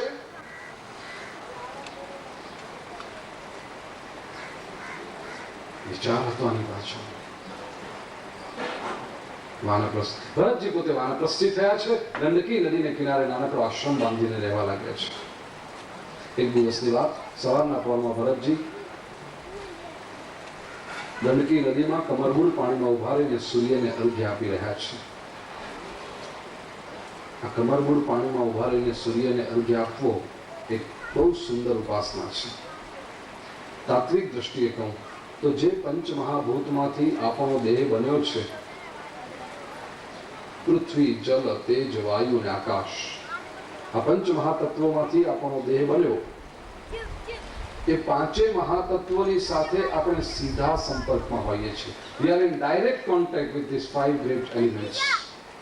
જ્યારે આપણે કમરબુલ પાણીમાં ઉભા રહીને સૂર્યને અર્ઘ્ય આપતા હોઈએ, જોઈ લો, કમરબુલ પાણીમાં ઉભા છે એટલે આપણા પગ પૃથ્વી પર છે, પૃથ્વી તત્વ. કમર સુધી પાણી છે, જલ તત્વ. પછી આટલો ભાગ આપણો આકાશમાં છે, આકાશ, પૃથ્વી, જલ, આકાશ. પવન વહી રહ્યો છે એટલે વાયુ તત્વ. અને ઉગતા સૂર્યને આપણે અર્ઘ્ય આપીએ છીએ, તેજ તત્વ. પૃથ્વી, જલ, તેજ, વાયુ, આકાશ, 5 મહાતત્વોની એક સાથે શક્તિ મળે, જીવન સમૃદ્ધ બને છે. અદભુત પ્રયોગ છે. કમરબુલ પાણીમાં ઉભા રહીને રોજ અર્ઘ્ય આપી શકો તો અતિ ઉત્તમ, પણ એ ન થાય તો કમસે કમ સૂર્યને અર્ઘ્ય આપો. આપણા શાસ્ત્રકારોએ કહ્યું છે, અર્ઘ્ય સૂર્યને કરવામાં આવતો નમસ્કાર છે. 5 દેવતાઓની પૂજા નિયમિત રૂપે થવી જોઈએ પરિવારની અંદર. પંચાયતન પૂજા, સનાતન ધર્મની સંસ્કૃતિ એવું કહે છે, ગણપતિ, શિવ, હરિ એટલે વિષ્ણુ, ભાસ્કર સૂર્ય અને અંબા માતાજી દેવી. ગણપતિ, શિવ, હરિ, ભાસ્કર, અંબા શાંતિ માટે પૂજવા એ પંચદેવ સર્વદા. પંચાયતન પૂજા પ્રત્યેક પરિવારમાં હોવી જોઈએ.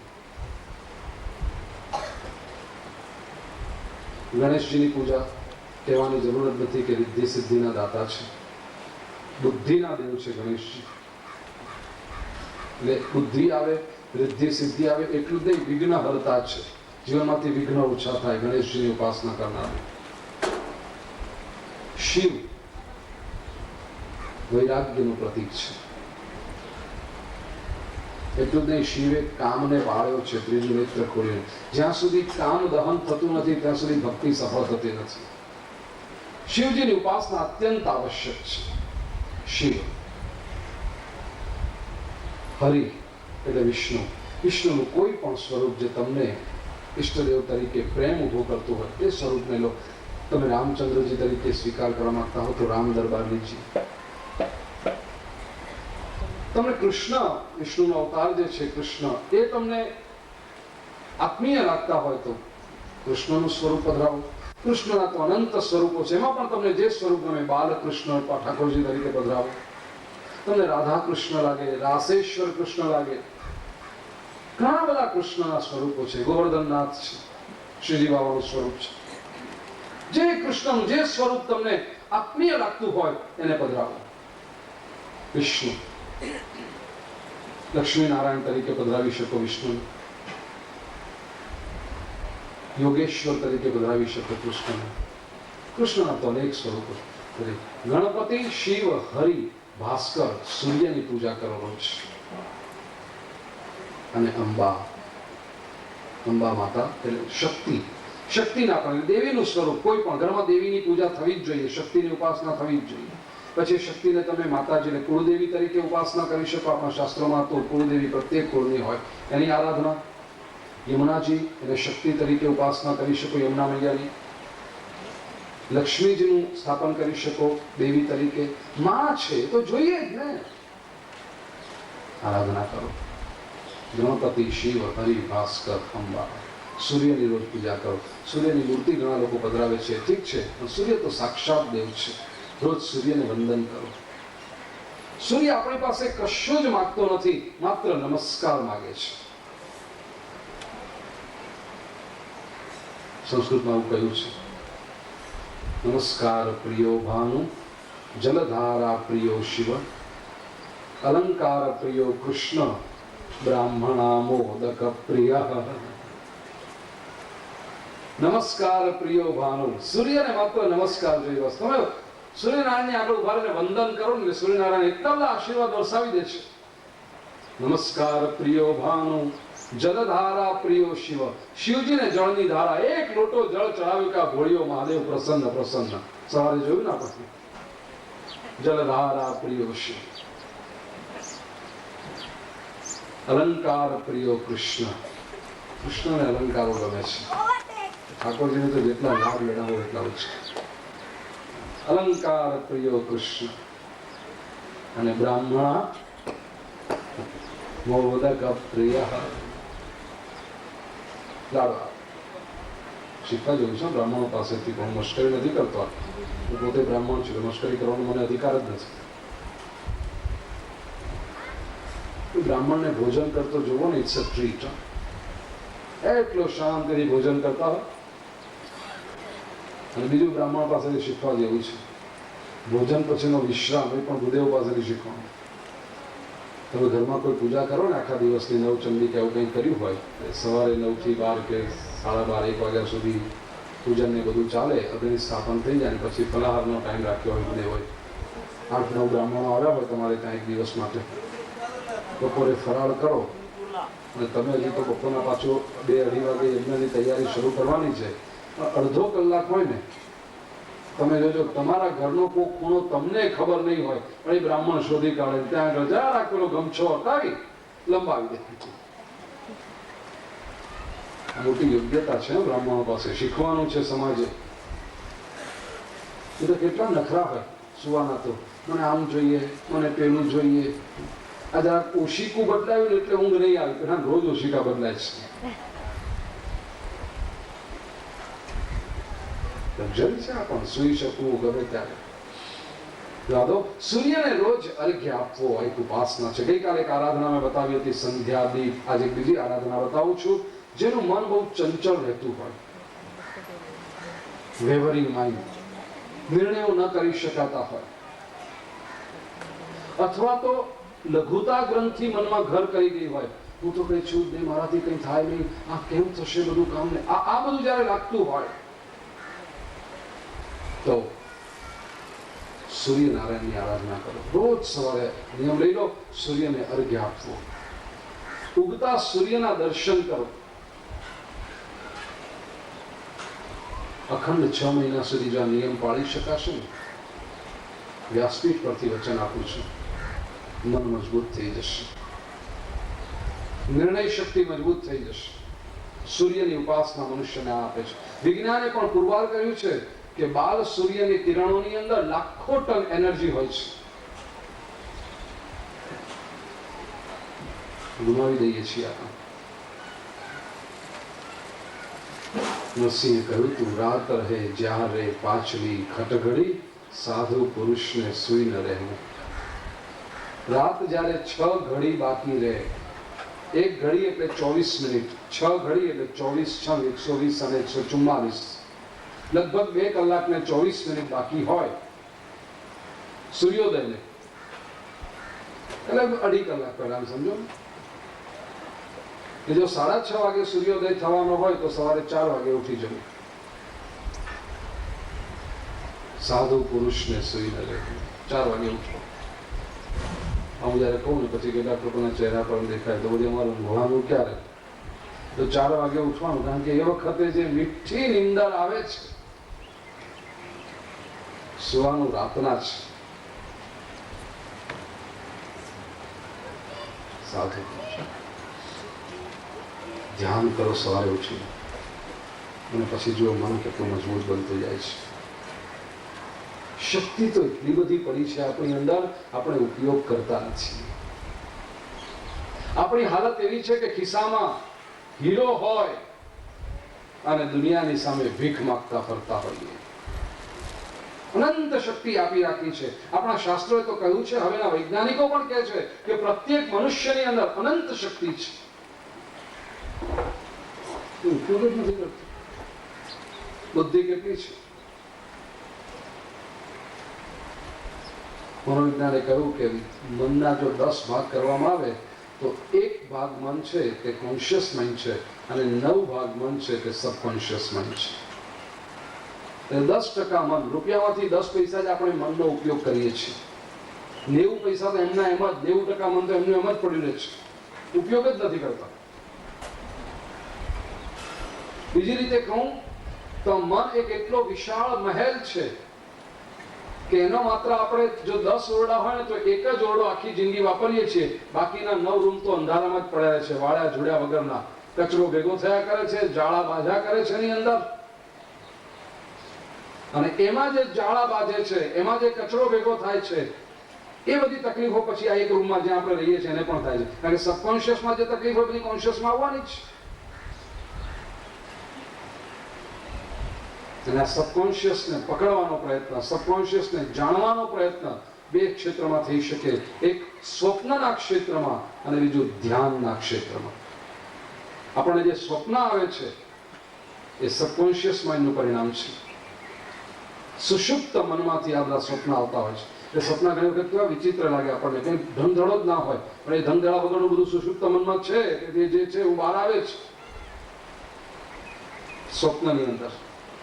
અને બીજો પ્રયોગ છે સુષુપ્ત મનમાં પ્રવેશવાનો, એ છે ધ્યાનનો પ્રયોગ.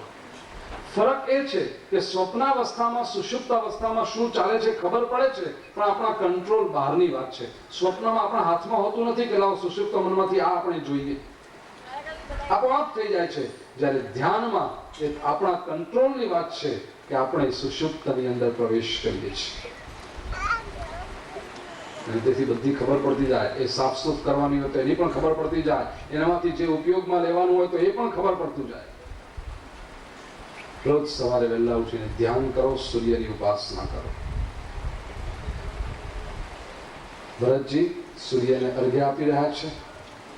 પહેલો અર્ઘ્ય આપ્યો, બીજો અર્ઘ્ય આપ્યો, ત્રીજો અર્ઘ્ય જ્યાં લેવા જતા હતા ત્યાં હાથમાં વજન લાગ્યું. ભરતજીને થયું પાણીનું વજન આટલું. જોયું એક તરતનું જન્મેલું હરણનું બચ્ચું છે. પાણીમાં હરણ કેવી રીતે હોય? નજર કરી આજુબાજુ, ખ્યાલ આવી ગયો. એક ગર્ભિણી હરણી પાણી પીવા માટે નદીના કિનારે આવી હતી. પૂરા માસનો ગર્ભ હતો. પાછળ કોઈ સિંહે ત્રાળ પાડી, એટલે હરણ આમે ગભરું પ્રાણી છે, એને એકદમ ડરી ગઈને પાણીમાં પડતું મૂક્યું. ગભરાટમાં માતાને પ્રસવ થઈ ગયો. માતા હરણી તો મૃત્યુ પામી, પણ તરતનું જન્મેલું હરણનું બચ્ચું જળના પ્રવાહમાં તણાતું ભરતજીના હાથમાં આવ્યું. ત્રીજો અર્ઘ્ય આપવો બાજુએ રહ્યો. ભરતજીને કહ્યું કે આ જીવને તો બચાવવું પડશે, ત્રીજો અર્ઘ આપવાનો રહી ગયો. ભરતજી હરણના બચ્ચાને લઈને બહાર આવ્યા છે. સુખદેવજી વર્ણન કરે છે, રાજન પરીક્ષિત, પ્રથમ દ્રષ્ટિએ પરોપકારનું લગતું આ કાર્ય પણ ભરતજીની મુક્તિને 3 જન્મારા પાછું ઠેરનારું, 2 જન્મારા પાછું ઠેરનારું થયું છે. પરીક્ષિતે પ્રશ્ન પૂછ્યો, જેવો આપણને પણ થાય પ્રશ્ન કે આપણે એક સારું કામ કર્યું, એક જીવની રક્ષા કરી, તો એ મુક્તિ ફેરાઈ જાય, પાછી પોસ્ટપોન થઈ જાય. હા, કેમ? એનું કારણ છે કે ભરતજીએ હરણને બચાવ્યું ખરું, પણ પછી એમને એ હરણના બચ્ચા સાથે આસક્તિ નિર્માણ થઈ. પછી તો ભરતજી પરમાત્માની સેવા કરવા બેઠા હોય તો એને પેલું હરણનું બચ્ચું જ યાદ આવે કરે. ભગવાનને સ્નાન કરાવતા વખતે એને યાદ આવે કે પેલું હરણનું બચ્ચાને કોઈને ઉડાવ્યો છે કે નહીં. ભગવાનને સામગ્રી ધરાવે ત્યારે એમને યાદ આવે કે પેલા હરણના બચ્ચાને કોઈ જમાડ્યો છે કે નહીં. ધીરે ધીરે ધીરે મનમાંથી ઈશ્વરના વિચારો ઓછા થતા ગયા, હરણના વિચારો વધતા ગયા. મૃત્યુની ક્ષણે પણ હરણ જ યાદ આવ્યું. બીજો જન્મ હરણ યોનિમાં થયો. શાલગ્રામ ક્ષેત્રમાં ભરતજીએ હરણના કોળિયામાં કાળની પ્રતીક્ષા કરી છે, કારણ કે યોગના બળથી આગલો જન્મ યાદ હતો. પછીનો જે જન્મ થયો બ્રાહ્મણનું કોળિયું મળ્યું. ભરતજીએ નક્કી કર્યું, બસ આ છેલ્લો જન્મ, હવે કોઈ ભૂલ કરવી જ નથી. કારણ સર્વારંભા હિ દોષેણ, જે રીતે અગ્નિ ધુમાડાથી ઘેરાયેલો હોય છે એવી રીતે કોઈ પણ કાર્ય તમે કરો, કાર્યનો આરંભ કરો એટલે એમાં કોઈક ને કોઈક દોષ તો રહેવાનો છે. એટલું જ નહીં, તમે કર્મ કરો એટલે કર્મ સાથે સંગ ઉભો થાય, કર્મ સાથે સંગ ઉભો થાય એના કરતા વધારે એના ફળ સાથે સંગ ઉભો થાય, આસક્તિ નિર્માણ થાય. પરિણામે બંધનો શરૂ થઈ જાય. ભરતજી કહે છે કે આ છેલ્લો જન્મ. એમણે પોતાના તરફથી બધા જ કર્મોનો આરંભ કરવાનો બંધ કરી દીધો. કોઈ કર્મનો આરંભ કરે જ નહીં. બીજો કે એ પ્રમાણે કરી આપે. કોઈ કે આ ટોપલો ઉપાડીને ત્યાં મૂકી આપો તો મૂકી આપે. કોઈ કે મારા ખેતરમાં મજૂરી કરવા ચાલો તો જાય. સાંજ પડે પેલો પૈસા આપે તો લઈ લે, ના આપે તો ભરતજી એની પાસે માગે નહીં. ભરતજી એમ વિચારે કે મારે કોઈક જન્મમાં એને ચૂકવવાના હશે, આ ચૂકવાઈ ગયા. પોતે કશું માગે નહીં.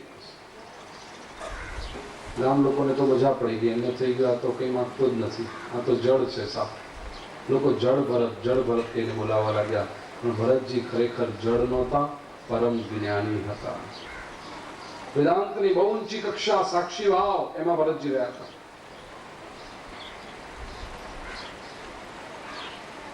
પ્રસંગ બહુ સરસ છે. માતા પિતા હતા ત્યાં સુધી તો ધ્યાન રાખ્યું, ભાઈઓના હવાલે થયા. ભાઈઓએ બહુ ધ્યાન રાખ્યું નહીં. ભરતજી ઉંમરની અવસ્થામાં ફરતા હતા.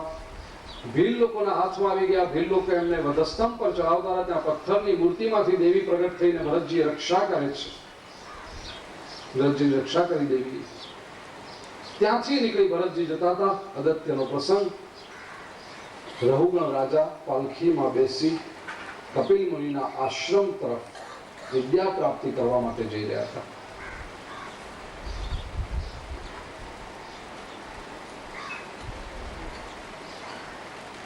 પાલખી 4 વેઠિયા ઉપાડે, એમાં એક વેઠિયો કંઈક બીમાર પડ્યો હશે.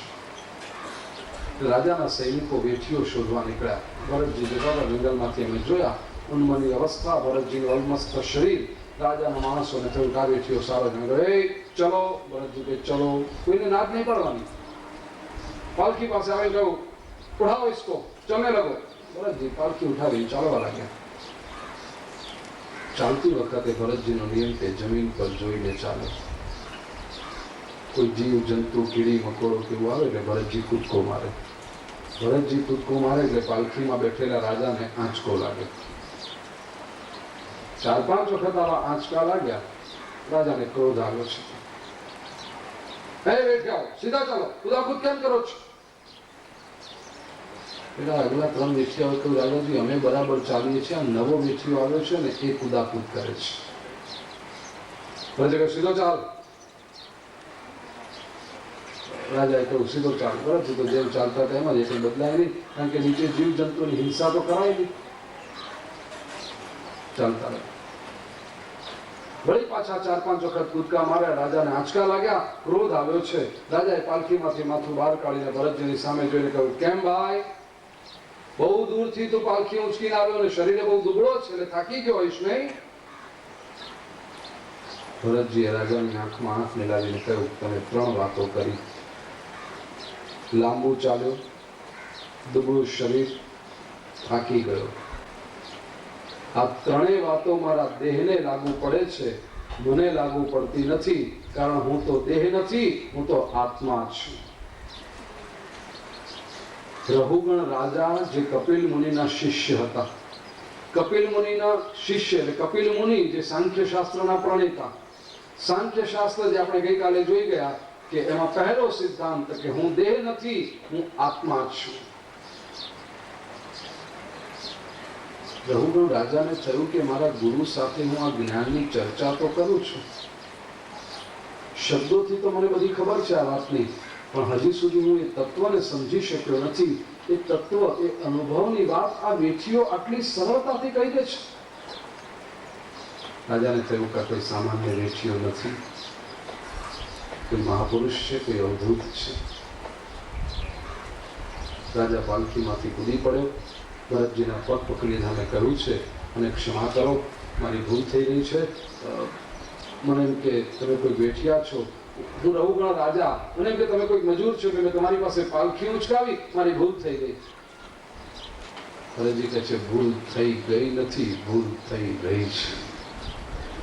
કોણ રાજા, કોણ મજૂર, કોણ અમીર, કોણ ગરીબ, કોણ ઊંચ, કોણ નીચ, આ બધા ફરક શરીરના છે. અને આપણે શરીર નથી, આપણે તો આત્મા છીએ. જેને પણ મુક્તિ જોઈએ છે તો આત્માનું દર્શન કરતો હોય છે. રહુગણ રાજા કહે છે બરાબર, બસ આ જ વાત, મારે પણ મુક્તિ જ જોઈએ છે, મને તમે મુક્તિનો ઉપાય બતાવો. ભરતજી રહુગણ રાજાને મુક્તિનો ઉપાય બતાવ્યો છે, ભરતાખ્યાન. ભરતજી કહે છે રહુગણ રાજા, સૌ પ્રથમ એક વાત સમજી લે, દેહ સાથેની આસક્તિ મનુષ્યના બંધનોનું પરિણામ છે. જે ક્ષણે આપણે એમ સમજી લઈએ કે હું આ શરીર છું, એક ક્ષણે બંધન શરૂ થાય છે. આશા પ્રણશ્યતે ગીતાજીના બીજા અધ્યાયમાં સ્થિતપ્રજ્ઞનું દર્શન કરતી વખતે પરમાત્મા આ બતાવે છે પરિણામ. મૈત્રેયજી કહે છે આ પ્રસંગનું જે શ્રવણ કરે એના પાપ દૂર થાય છે અને આયુષ્યમાં વૃદ્ધિ થાય છે. ચતુર્થ સ્કંદના 8મા અધ્યાયથી ધ્રુવજીની કથા શરૂ થાય છે. એકાદ ભજન આપણે જોઈએ અને પછી ધ્રુવજીની કથા શું છે તે જોઈએ. ઓમ નમો ભગવતે વાસુદેવાય.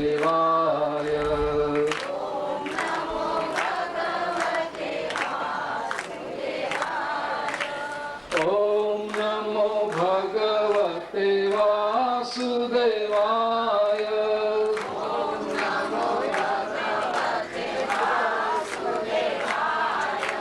ઓમ નમો ભગવતે વાસુદેવાય.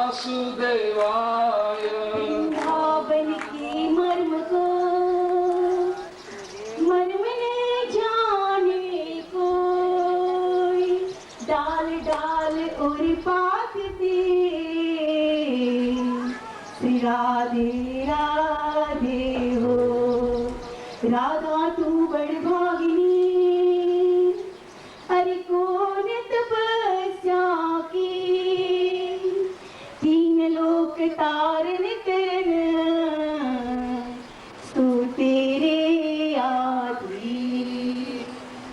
राधा चाली पगला ज्योति, राधा चाली पगला ज्योति. या या हरि पगला ने जोया, फुलड़ा मेरा गोती. जा जा हरि पगला ने जोया, फुलड़ा में बड़े पग रे नुमांगी, हर काती मन मोती. राधा चाली पगला ज्योति, राधा चाली पगला ज्योति. कोई पूछे तो हेती खोलू कंठहार नु मोती. कोई पूछे तो हेती खोलू कंठहार नु मोती. चंपत वर्णी चतुरा चाली,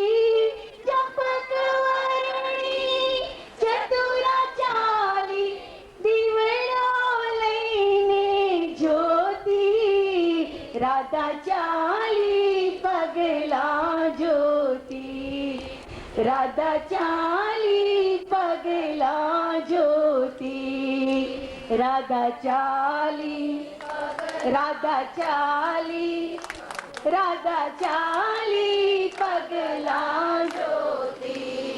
અંગે અંગ ઉમંગની માએ ઘડી ઉભે શરમાતી, અંગે અંગ ઉમંગન માએ ઘડી ઉભે શરમાતી. ક્યાંય વેણો ક્યાંય કાનોડો, ક્યાંય વેણો ક્યાંય કાનોડો, મીની આંખડી લોતી, રાધા ચાલી પગલા જોતી, રાધા ચાલી, રાધા ચાલી, રાધા ચાલી પગલા જોતી, રાધા ચાલી પગલા જોતી. મૈત્રેય ઉવાચ અથાત કીર્તયે વંશં પુણ્યકીર્તે કુરુદ્વઃ સ્વયંભુવસ્યાપિ મનોર્હરેરંશાંશજન્મનઃ પ્રિયવ્રતોત્તાનપાદૌ શતરૂપાપતે સુતૌ વાસુદેવસ્ય કલયા રક્ષાયાં જગતસ્થિતૌ જાયે ઉત્તાનપાદસ્ય સુનીતિઃ સુરુચિસ્તયોઃ સુરુચિઃ પ્રેયસી પત્યુર્નેતરાયત્સુતો ધ્રુવઃ. મૈત્રેયજી વર્ણન કરે છે વિદુરજી, મનુ અને શતરૂપાના વંશનું જે હું વર્ણન કરી રહ્યો છું, 3 દીકરીઓના ગ્રહસ્થાશ્રમ તો વર્ણવ્યા. મનુ અને શતરૂપાને 2 દીકરાઓ થતા. એમાંના એક પુત્રનું નામ છે ઉત્તાનપાદ. ઉત્તાનપાદ રાજાને 2 રાણીઓ સુરુચિ અને સુનીતિ.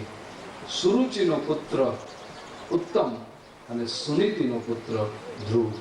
સુરુચિ માનીતી રાણી છે, સુનીતિ અણમાનીતી રાણી છે. વાર્તા તો બહુ પ્રસિદ્ધ છે, તાત્વિક અર્થ સમજવા જેવો છે. જીવ માત્ર ઉત્તાનપાદ છે. તમે, હું, આપણે સૌ ઉત્તાનપાદ છીએ. ઉત્તાનપાદ શબ્દનો અર્થ થાય ઉત્તાન એટલે ઊંચકેલા, ઉઠાવેલા, અને પાદ એટલે પગ. જેના પગ ઊંચકેલા, ઉઠાવેલા છે તે. આપણે સૌ જ્યારે માતાના ગર્ભમાં હતા ને ત્યારે આપણા પગ ઉપર તરફ ઊંચકેલા જ હતા. આપણને દરેકને 2 રાણીઓ છે, સુરુચિ અને સુનીતિ. સુરુચિ માનીતી છે, સુનીતિ અણમાનીતી છે. સુરુચિ એટલે જ્યાં રુચિ છે તે, અને સુનીતિ એટલે જ્યાં નીતિ છે તે. હંમેશા આપણે જે ગમે છે એ કરવાની પ્રવૃત્તિમાં એટલા તરબોળ થઈ જઈએ છીએ કે પછી જે કરવું જોઈએ એ કરવાનું હંમેશા રહી જતું હોય છે. આપણે બહુ ટેમ્પરરી વિઝન ધરાવીએ છીએ. હમણાં આ કરવા જેવું છે કરી નાખો, હમણાં આ કરવા જેવું છે કરી નાખો. હમણાં મારો વિકાસ થાય છે. તકલીફ ત્યાં થાય છે. પ્રેયનો ઉપનિષદના શબ્દનો ઉપયોગ કરીને કહું, પ્રેય અને શ્રેય. સુરુચિ એટલે પ્રેય, સુનીતિ એટલે શ્રેય. પ્રેયનો શિકાર બનેલો વ્યક્તિ શ્રેયના માર્ગે ચાલવાનું ચૂકી જાય છે.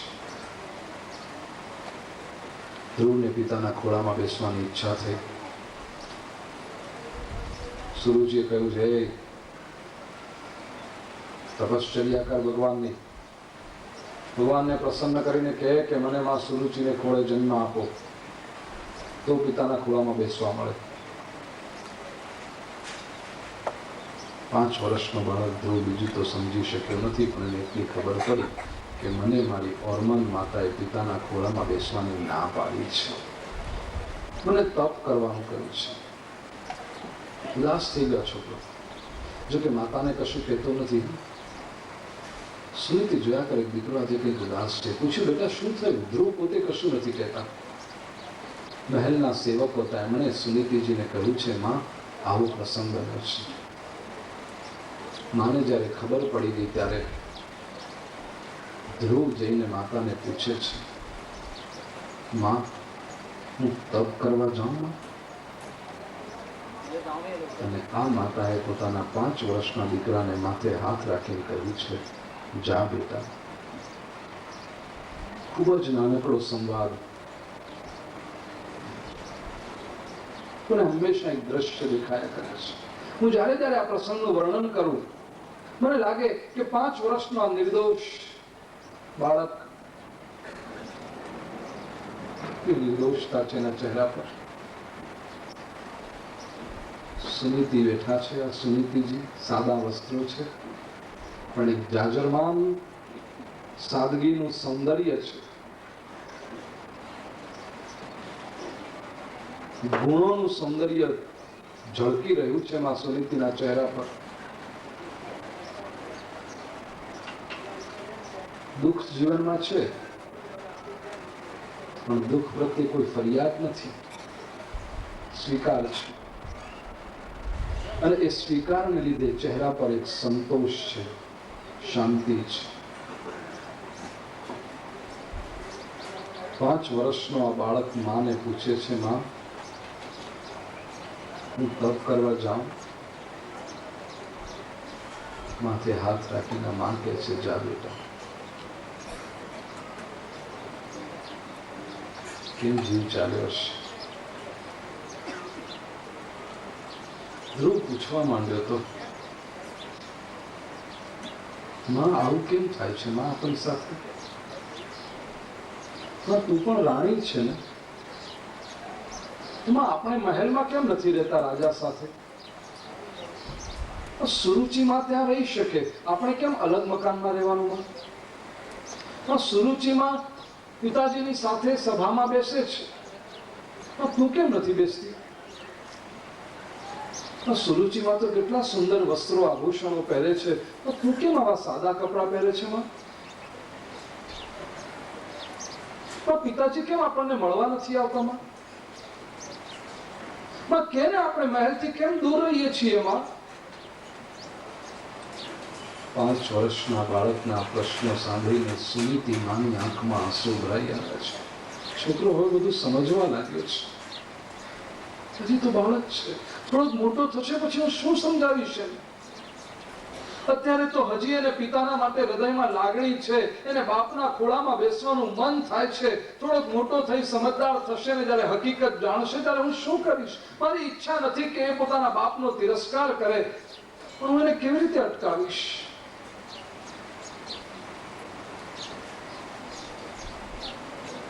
માં સુનીતિની આંખમાં આંસુ ભરાઈ આવ્યા છે. ધ્રુવ પૂછે છે, માં તું કેમ રડે છે? તો સુરુચિ માતાએ મને છાંકો કર્યો, તને કઈ નથી કહ્યું, તું રડ નહીં. સુનીતિ માં તો છે, ના બેટા હું રડતી નથી, આપણા આંખમાં છે ને જરા કચરો પડ્યો. માં સુનીતિ કેમ કહી શકે, બેટા મારા જીવનમાં કચરો પડ્યો છે, આંખમાં નહીં, તારા પિતાની દ્રષ્ટિમાં કચરો પડ્યો છે. કહી શક્યા? તપ કરવા જા બેટા.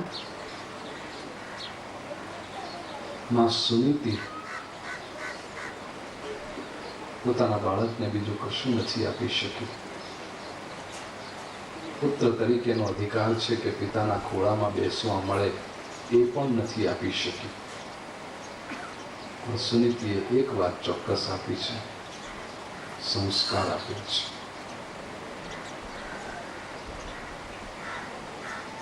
ભગવાનને મેળવવા જાય, ઊંચું ધ્યેય રાખ બેટા જીવનમાં. આ એક ઊંચું ધ્યેય આપીને સુનીતિએ કેટલી બધી સમસ્યાઓને હલ કરી નાખી. નહીંતર વિચાર કરો, ધ્રુવ મોટો દીકરો છે, મોટી રાણીનો દીકરો છે. 15 વર્ષ રહી જ્યારે રાજ્યની ગાદીનો પ્રશ્ન જ્યારે ઊભો થાય અને ધ્રુવ પોતાનો હક કરે, પેલી બાજુ સુરુચિ ઉત્તાનપાદને કે મારા દીકરાને રાજા બનાવો, આમાં ઉત્તાનપાદની શું હાલત થાય? અને આ બે રાજકુમારો ઝઘડતા હોય, પ્રજા પર શું અસર પડે રાજવી પરિવાર વિશેની, રાજ્યની શું હાલત થાય? ધારો કે રાજ્યના 2 ટુકડા કરીને 2 કુમારોને વહેંચી નાખે તો રાજ્યની શક્તિ ઘટી જાય, પ્રજાના મનમાં શું અસર પડે? આ બધા વિચારોમાં સુનીતિએ કર્યા છે. દીકરા તું તપશ્ચર્ય, રાજ્ય ગાદી તો કોઈ પણ સંભાળી લેશે, દીકરા તું તપ કરવા જા. માં સુનીતિને ખબર નહોતી 6 મહિનામાં ભગવાનના દર્શન કરીને છોકરો પાછો આવશે. મોકલ્યો છે વખત તો માં સુનીતિ એક જ વાત નજર સામે રાખી છે, એક સારા કાર્ય માટે મારા દીકરાનું જીવન વપરાય છે. બસ ઈશ્વરના માર્ગે મારો દીકરો જઈ રહ્યો છે. અને એ જ આ ભારતીય સંસ્કૃતિની માતાઓએ ધ્યેય આપ્યા છે પોતાના બાળકોને. નિશાન ચૂક માફ, નહીં માફ નીચું નિશાન. Failure is not the crime, but the low aim is crime. અને આજના સમયમાં બહુ સમજવા જેવી વાત છે. આપણે સૌએ આ સમાજની અંદર આપણે સક્સેસની પાછળ એટલા બધા પડ્યા છીએ. સફળતા સફળતા સફળતા જોઈએ. શું સફળતા જોઈએ? તો સફળતાનો એક જ માપદંડ પૈસા. કોઈ પણ રીતે દીકરા પૈસા કમાઈ જાય બસ. Nothing succeeds like success. સફળતાનો એકમાત્ર માપદંડ. છોકરો બહુ ડાયો. કેમ? અરે 22 વર્ષે તો દુકાન ચાલુ કરી, ધંધો ચાલુ કર્યો ને ગાડી લઈ આવ્યો. દુકાન ચાલુ કરી હશે મહેનતથી તો હું છોકરાને વંદન કરું છું, પણ એ ગાડી લઈ આવ્યો માટે સફળ, માટે સારો?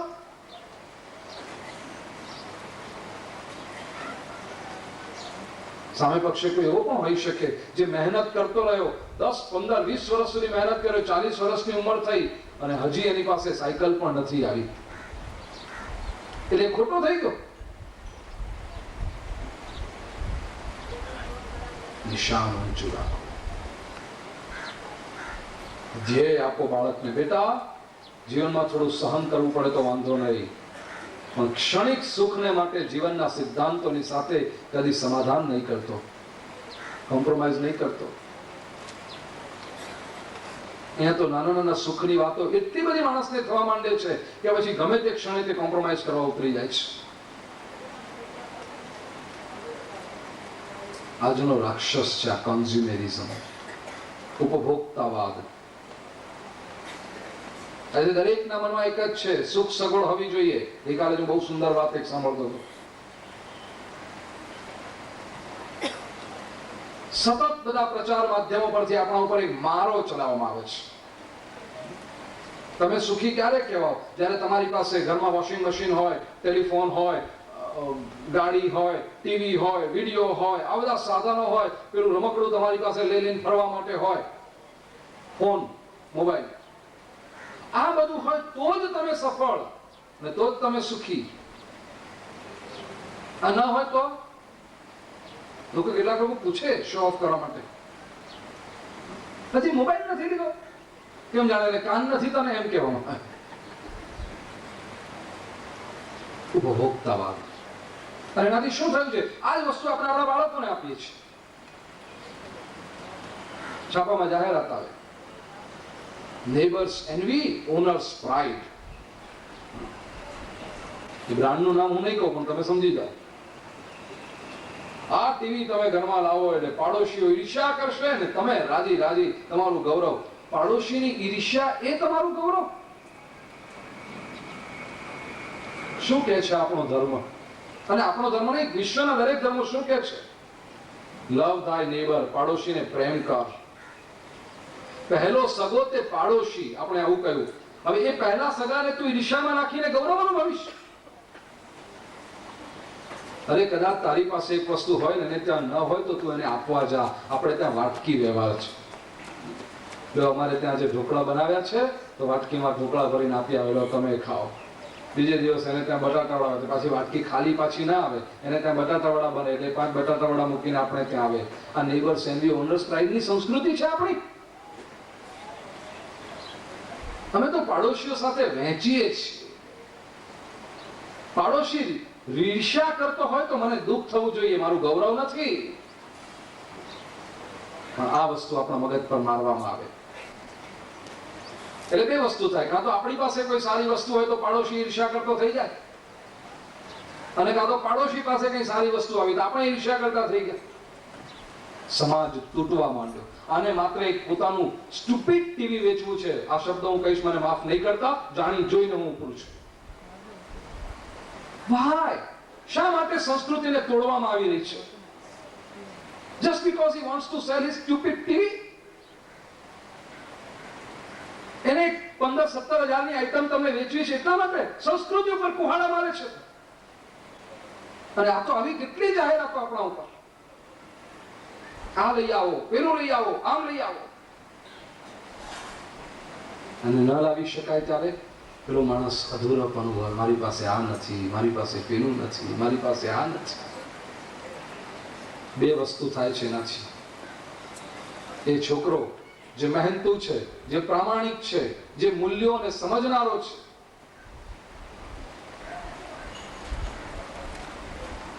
નોકરી કરતો હોય, ધંધો કરતો હોય, એને ખબર છે કે હું પ્રામાણિકતાથી કરું છું, મહિને 10,000 માંડ આવે છે અને એનાથી મારું ઘર ચાલે છે 5-7 હજાર 10,000માં.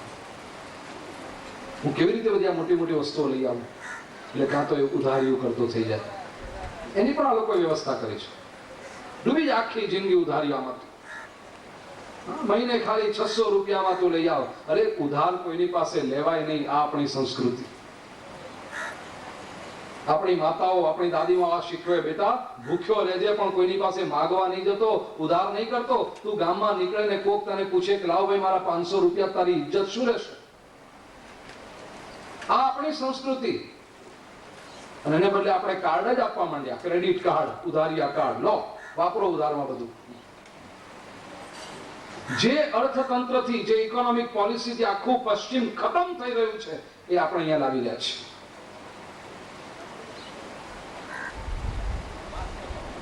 વસ્તુ વગર ચલાવી લેવું, ઉધાર કેમ લેવાય? અને લાવો ઉધાર, એક વસ્તુ. બીજું, જોઈએ પૈસા ક્યાંથી લાવશે, એને લાલચ થાય. અમારી પાસે પોઝિશન છે, આ કાગળ ઉપર સહી કરું, આને પાસે કહી દો લાવ 10,000 આપતો, આ કાગળ પર સહી કરી આપીશ. આવા 2 કાગળ પર સહી કરું એટલે મારા ઘરમાં ટીવી, બીજા 15 કાગળ પર સહી કરું એટલે મારા ઘરમાં ગાડી, બીજા 25 કાગળ પર સહી કરું એટલે મારા ઘરમાં ફલાણું. આમ પછી તો એ ટેવ પડતી જાય. ભ્રષ્ટાચાર આ રીતે આપણે ઉત્તેજન આપી રહ્યા છીએ. માણસ સ્વભાવથી ભ્રષ્ટાચારી હોતો નથી, એને ઉકસાવવામાં આવી રહ્યો છે.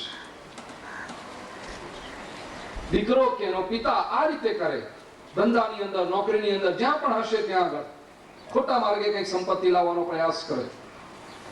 અને ઘરમાં બેસીને જે માં છે તે શું કરે? માં તો કોઈ નોકરી ધંધો કરતી નથી, પણ એને પણ પેલું છે ને, નેબર્સ એન્વી ઓનર્સ પ્રાઇડ. એને પણ છે કે એવું કંઈક હોવું જોઈએ, પાડોશીઓ ઈર્ષા કરે, એવી બધી વસ્તુ બધાને ત્યાં છે, મારે ત્યાં નથી. વોશિંગ મશીન હોવું જ જોઈએ, કેમ નથી મારે ત્યાં? એટલે એ તો બીજું કરતી નથી. પણ છોકરો જયારે 24-25 વર્ષનો થાય અને એને પરણાવવાની વાત આવે એટલે માં કહેશે અમારે તો કઈ જોઈતું નથી, જે છે તમારી દીકરીનું જ છે ને બધું, એને આપજો. આપજો એને, કારણ કે એ માં પોતાની રીતે પ્રયત્ન કરે છે. પછી એને પણ જોઈએ તો છે જ વસ્તુ. આ બધાના મૂળમાં એક જ વાત છે, વસ્તુ લાવો, વસ્તુ લાવો, વસ્તુ લાવો, બસ. અને એવી રીતે કે પાછા હું શણગારીને તમારી દીકરી જ વાપરવાની છે. હવે તો છાપું ખોલીને વાંચો, કોઈ પણ દિવસનો, એક પણ દિવસનું છાપું એવું નહીં જાય કે જ્યાં આગળ તમને દહેજ માટે દીકરીને સળગાવવાના સમાચાર વાંચવા નહીં મળે. અને આ જ દેશમાં છે, આ ભારતીય સંસ્કૃતિ જેના કોલર ઊંચા લઈને હું તમે ફરીએ છીએ. દુનિયામાં બીજે ક્યાંય આવું નથી થતું. હા, કોઈ જગ્યાએ નથી થતું. આફ્રિકાના જંગલમાં આદિવાસીઓની વસ્તીની અંદર પણ કોઈક વસ્તુ જોઈએ એટલા માટે સ્ત્રીને સળગાવી દેવી હજી આજે પણ નથી થતું. આફ્રિકાના જંગલના આદિવાસીઓ નથી કરતા. અને અમે દુર્લભમ ભારતે જન્મવાળા, મેરા ભારત મહાન વાળા હું ને તમે આપણી બહેનો દીકરીઓને સળગાવીએ છીએ. હું ને તમે જ, આપણે બીજાનું નામ શું કામ લેવું? કેમ? તું આ લઈને નહીં આવી ને, તારા બાપાએ આ નહીં આપ્યું, આ નહીં આવ્યું. તેથી કાં તો ભલે સળગાવવાની કદાચ હીન કક્ષાએ નહીં જતા હોય શરીરની, પણ માનસિક તો વિચારીને હેરાન કરી નાખીએ છીએ. આ ધર્મ છે, આમાંથી છૂટવું અને દેશને મુક્ત કરવો. આ 20મી સદીના અંતનો ધર્મ છે. મહેરબાની કરીને કોઈ મને એમ ન કહે કે આ બધું તમારી ભાગવતની પોથીમાં લખ્યું છે. આપણા જીવનની પોથીમાં લખ્યું છે. અને જ્યાં સુધી આ જીવનની પોથી નહીં સુધરાય ત્યાં સુધી ભાગવતની પોથી કેમ સમજાશે?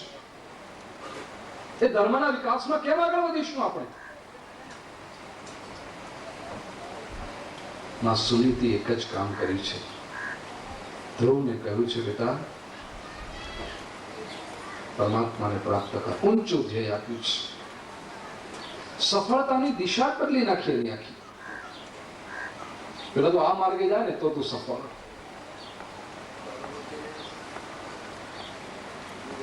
ધ્રુવજી ચાલી નીકળ્યા છે. નારદજી મળ્યા સામેથી. ભાગવતમાં આ બીજો પ્રસંગ. ગુરુ સામેથી મળે છે.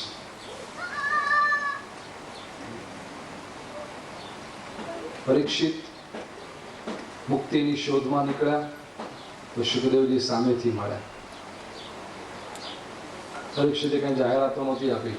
જોઈએ છે એક ગુરુ 7 દિવસમાં મુક્તિ અપાવી દે, ક્વોલિફિકેશન, 1.5 ફૂટની દાઢી હોય, 35 ડિગ્રી ટેમ્પરેચરમાં શાલ ઓઢીને ફરતો હોય.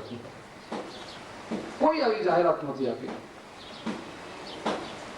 પોતે નીકળ્યો, મારે મુક્તિ જોઈએ છે. સુખદેવજી સામેથી આવ્યા છે. અહીંયા 5 વર્ષનો બાળક નીકળી પડ્યો છે પરમાત્માના પ્રાપ્ત દર્શન કરવા માટે, પ્રભુને પ્રાપ્ત કરવા માટે. નારદજી સામેથી આવ્યા છે. આપણે જો સાચા શિષ્ય બનીએ ને તો પરમાત્માની કૃપા વરસે જ છે. ગુરુ સામેથી આવીને મળે છે. આપણે માત્ર સંવેદનશીલ થવું પડે, ઓળખવા માટે આ મારો ગુરુ છે. આટલું જ્ઞાન છે આની પાસે, આટલી સ્પષ્ટતાથી વાત કરી શકે છે. આ ચોક્કસ મને માર્ગદર્શન આપી શકશે. ગુરુ છે. ઝુક જાઓ ઉસકે ચરણોं में जाकर. નારદજીના ચરણોમાં વંદન કર્યા છે ધ્રુવજીએ. નારદજીએ થોડી પરીક્ષા લીધી શરૂઆતમાં. ધ્રુવજી પસાર થઈ ગયા પરીક્ષામાં. ધ્રુવની નિષ્ઠા જોઈ અને નારદજીએ કહ્યું છે, બેટા તને મંત્ર આપું છું. 12 મંત્ર આપ્યો છે. ઓમ નમો ભગવતે વાસુદેવાય. બેટા મંત્રનો જપ કરજે. પરમાત્માના સ્વરૂપનું ધ્યાન કરજે. કયું સ્વરૂપ પરમાત્માનું? કસ્તુરી તિલકમ લલાટ પટલે વક્ષસ્થલે કૌસ્તુભમ નાસાગ્રે વરમૌક્તિકમ કરતલે વેણુ કરે કંકણમ સર્વાંગે હરિચંદનમ સુલલિતમ કંઠે ચ મુક્તાવલી ગોપસ્ત્રી પરિવેષ્ટિતો વિજયતે ગોપાલ ચૂડામણી. બેટા આ સ્વરૂપનું ધ્યાન કરજો. અહીંથી થોડીક દૂર યમુના તટે મધુવન છે, ત્યાં તું જજે.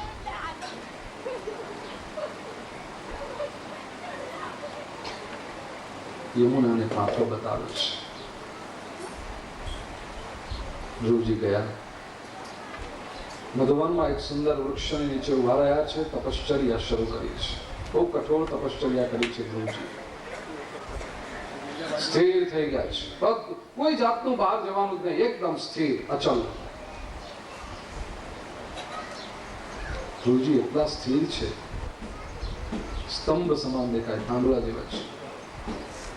ધ્રુવજીના પગની આજુબાજુ કીડીઓએ રાફડા બાંધ્યા છે. ધ્રુવજીના શરીરનો આધાર લઈને વેલ ઉગી નીકળી છે. દેહની આજુબાજુ બધા પંખીઓએ માળા બાંધ્યા છે. ધ્રુવજી સ્થિર ઉભા છે. બસ જીવે છે એનો એકમાત્ર પુરાવો છે રોમે રોમમાંથી ઓમ નમો ભગવતે વાસુદેવાય. ઓમ નમો ભગવતે વાસુદેવાય. ઓમ નમો ભગવતે વાસુદેવાય. ઓમ નમો ભગવતે વાસુદેવાય. ઓમ નમો ભગવતે વાસુદેવાય. મંત્રનો જપ થઈ રહ્યો છે. વૈકુંઠમાં પરમાત્માના હૃદયમાં ઈચ્છા જન્મી છે, મારે આ બાળકના દર્શન કરવા છે, મારે મારા ભક્તને મળવું છે. પ્રભુ ધ્રુવજીની સન્મુખ આવીને ઉભા રહ્યા. આ ભક્તિનું શિખર છે. હા, પરમાત્મા નિરપેક્ષ નિરાકાંક્ષ હોય, એના હૃદયમાં ઈચ્છા ઊભી કરે. પરમાત્મા જે સર્વવ્યાપક છે એને એક સ્થાને પ્રગટ કરે, અવ્યક્તને વ્યક્તમાં રૂપાંતરિત કરે. પરમાત્માની સન્મુખ આવીને ધ્રુવજી ઉભા રહ્યા. તેજ તેજ તેજ તેજ તેજનો અનુભવ થયો છે. ધ્રુવજીએ નેત્રો ખોલ્યા અને પોતાની દ્રષ્ટિ સમક્ષ ચતુર્ભુજ સ્વરૂપે શ્રી દ્વારિકાધીશ કી પરમાત્માના દર્શન થયા. ધ્રુવજીને જોઈ અને પરમાત્માને આનંદ થયો. પરમાત્માના દર્શન કરી ધ્રુવજીને આનંદ થયો. ધ્રુવને થયું, હું જેના દર્શનને માટે આ તપશ્ચર્યા કરતો હતો, જગતનો નાથ મારી સામે ઉભો છે. હૃદયમાં એટલો બધો આનંદ થયો. ધ્રુવજીને થયું, મારે પ્રભુની સ્તુતિ કરવી છે, પણ આ શું, કોઈ શબ્દ જ સ્ફુરતા નથી. મિલનનો અતિ ઉચ્ચ તબક્કો હોય છે કે કહેવાનું ઘણું હો ને કશું યાદ ના આવે. એ સ્થિતિ અત્યારે ધ્રુવજી છે. એટલી બધી વાતો કરવી છે પરમાત્માની સાથે, એટલી બધી સ્તુતિ કરવી છે, પ્રશંસા કરવી છે, પણ જાણે હોઠ સિવાય ગયા કોઈ શબ્દ જ નથી આવતો. હૈયે છે ને હોઠે કંઈ આવતું નથી. ભક્તની આ વ્યથા પરમાત્મા સમજી ગયા. દિવ્ય શંખ ધ્રુવને ગાલે સ્પર્શ કર્યો. ધ્રુવજીને વાચા ફૂટી. એમણે પરમાત્માની સ્તુતિ કરી. યોન્ત પ્રવેશ્ય મમ વાચમિમાં પ્રસુપ્તાં સંજીવયત્યખિલ શક્તિહરસ્વધામ્ના અન્યાંશ્ચ હસ્તચરણશ્રવણત્વગાદીન પ્રાણાન નમો ભગવતે પુરુષાય તુભ્યં. ધ્રુવજીએ પરમાત્માની સ્તુતિ કરી છે. પ્રભુ, યોન્તઃ પ્રવિશ્ય મમ વાચમિમાં પ્રસુપ્તાં. પ્રભુ, આપે પધારી અને મારી સુષુપ્ત વાણીને જાગૃત કરી છે. વિશ્વના જેટલા પણ ભક્તો છે, જેમને જેમને ટોચના અનુભવ થયા છે, આ બધાનો આ જ અનુભવ છે. બધાએ આ જ કહ્યું છે, પ્રભુ આપે પધારીને મારી વાણીને જાગૃત કરી છે. બાઇબલમાં કહ્યું, it is not ye that speak, but the spirit of thy father that speaketh in you. આપણે નથી બોલતા, આપણી અંદર બેસીને પરમ પિતા પરમેશ્વર બોલી રહ્યો છે. મહારાષ્ટ્રના સંતોએ કહ્યું, વાપુલિયા બળે નાહી બોલવત કૃપા ભગવંતાજી. આ જે બોલીએ છીએ તે આપણે બોલીએ છીએ. એ ગેરસમજણમાં રહેવા જેવું નથી હા કે હું બોલું છું. આપણે બોલતા જ નથી. આ તો પરમાત્મા બોલે છે. આપણને બોલતા આવડતું જ નથી. ઈશ્વર બોલી રહ્યો છે. અને માત્ર વાણી નહીં, અન્યાંશ હસ્ત ચરણ શ્રવણત્વગાદી, હાથ પગ ચામડી, આ બધી જ ઇન્દ્રિયો પરમાત્મા જ ચલાવે છે. આખું જીવન પરમાત્મા ચલાવી રહ્યો છે. સંતો બહુ સરસ વર્ણન કરે છે કે આપણે એક ડગલું ભરીએ એટલે પરમાત્મા સામે બીજું કરવા તૈયાર જ છે. અને એ રીતે જીવન ચાલે છે. ભગવાન કહે છે કે જમીનને સાફ કરી ખેતર તું ખેડ, તૈયાર તું કર ખેતરને ખેડીને, આટલી મહેનત તું કર તો વરસાદ હું વરસાવું. એ ખેતરની અંદર બી તું વાવ તો એ બીનો ફણગો હું ફૂટાડું. ગમે તેટલી મહેનત કરો, બી આપણે વાવી શકીએ, બીનો ફણગો આપણે ખેંચી શકીએ, જર્મિનેશન આપણે કરાવી શકીએ નહીં. એ તો પરમાત્મા જ કરે. એ પોતાની રીતે ફણગો હું ફૂટાડું. એ ફણગો જ્યાં ફૂટ્યો ને છોડ ખીલ્યો, થોડોક નાનો થયો, ત્યારે આજુબાજુનું નિંદામણ તું કર. એ છોડની ઉપર કણસલું અન્નનું હું બેસાડું. ઘઉં, બાજરી, જુવાર જે કંઈ હશે તે એ અન્નના કણસલાને કાપીને ખળામાં તું લઈ જા. ખળામાં તું અન્ન છૂટું પાડ. એ અનાજને સાફ કરી લોટ દળી એનો રોટલો તું ખા એટલે પચાવીશ હું. હા, એક એક ડગલું આપણે કરીએ અને સામે પરમાત્મા. આપણે રોટલા ખાઈએ, ભગવાન પચાવે જ નહીં તો એ રોટલો ઝેર બની જાય. અપચો લોકો કહે છે ને, પચતું જ નથી, ખાઈએ છે બહુ. ભગવાન કહે છે એક કામ તું કર, સામે પરમાત્મા ઉભો છે. અને આપણે આપણા કામ કરીએ, ભગવાન એના કામ ન કરે તો? આપણે ખેતર ખેડીને તૈયાર રાખીએ, ભગવાન વરસાદ જ ન વરસાવે. આપણે બી વાવીએ, ભગવાન ફણગો જ ન ફૂટાડે તો કેમ છે? ઈશ્વર જીવનના ડગલે ને પગલે તમે પરમાત્માનો સ્પર્શ પામી શકો છો. સંવેદનશીલતા જોઈએ બસ.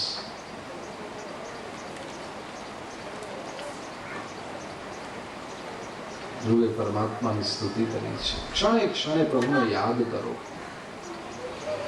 એ જ ભક્તિ. શ્વાસે શ્વાસે પ્રભુને યાદ કરો. અને વારંવાર હું કહું છું, કમસે કમ એક માળા કરવાનું વ્રત લઈ લો.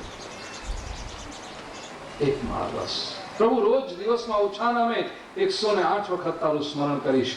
એ શા માટે 108 છે એ પણ હું કહી ગયો છું ભૂતકાળમાં અનેક વખત. શ્વાસે શ્વાસે પ્રભુનું સ્મરણ એ ભક્તિ છે. ધ્રુવજીએ પરમાત્માની સ્તુતિ કરી છે. ભગવાને કહ્યું, બેટા વરદાન માંગ. ધ્રુવ કહે છે, પ્રભુ મને સત્સંગ મળ્યા કરે બસ. ભગવાને કહ્યું, બેટા તે મારા દર્શન કર્યા ને, હવે તારો સંગ એ સત્સંગ ગણાશે. લોકો સત્સંગની શોધમાં તારી પાસે આવશે. બેટા બીજું કંઈક માંગ. ધ્રુવ કહે છે, નહીં પ્રભુ બસ બીજું કશું નથી જોઈતું.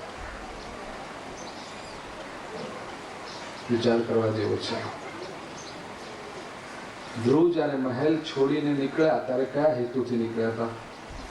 કે ભગવાનની તપશ્ચર્યા કરીએ જેનાથી પિતાના ખોળામાં બેસવા મળે. એટલા માટે નીકળ્યો છે ને તપ કરવા. તપશ્ચર્યા કરીને ભગવાન પ્રસન્ન થાય. ભગવાન કહે છે, માગ માગ, જે માગે તે માગ આપું. તો ધ્રુવે શું માગવું જોઈએ? મને પિતાના ખોળામાં બેસવાની વ્યવસ્થા કરી આપો. એ કેવું છે ને, તો વાર્તા બરાબર આમ QED થાય, ઇતિ સિદ્ધમ પ્રૂવડ કરીને જ્યોમેટ્રીનો પ્રમેય પૂરો થાય. એને બદલે આ તો કે જે ફર્સ્ટ સ્ટેપ શરૂ કરી ત્યાંથી ક્યાંય બીજે પહોંચ્યો. મને સત્સંગ મળે. કહેવાનો આશય કે ભક્તિથી જીવનની પ્રાયોરિટી બદલાઈ જાય છે. ઉપાસના કરો એટલે જીવનમાં મહત્વનું શું છે તે ખબર પડવા માંગે છે. નથી માગ્યું બીજું કંઈ. અને ધ્રુવે નથી માંગ્યું, તેથી પરમાત્માએ સામેથી આપ્યું છે. ધ્રુવને આપ્યું અવિચળ પદ, પોતાનો કરી સ્થાપ્યો. આપ્યું છે. પિતાના ખોળામાં બેસવા માટે તારે મેળાટોણા સાંભળવા પડે? અરે દીકરા, આખી દુનિયા તારી આજુબાજુ ફરશે. જા. સ્થિર પદ આપ્યું છે. પોલર સ્ટાર, જે ધ્રુવનો તારો કહીએ છીએ ને, એની યાદગીરી છે. તાત્વિક અર્થમાં જોઈએ તો ભગવાને કહ્યું છે, બેટા ધ્રુવ, લોકો તારા જીવનની સામે જોઈ અને પોતાના જીવનની દિશા નક્કી કરશે. આ પ્રભુની આજ્ઞા છે. મારે ધ્રુવ જેવું જીવન જીવવું છે. નાનપણથી વ્યક્તિ નક્કી કરે.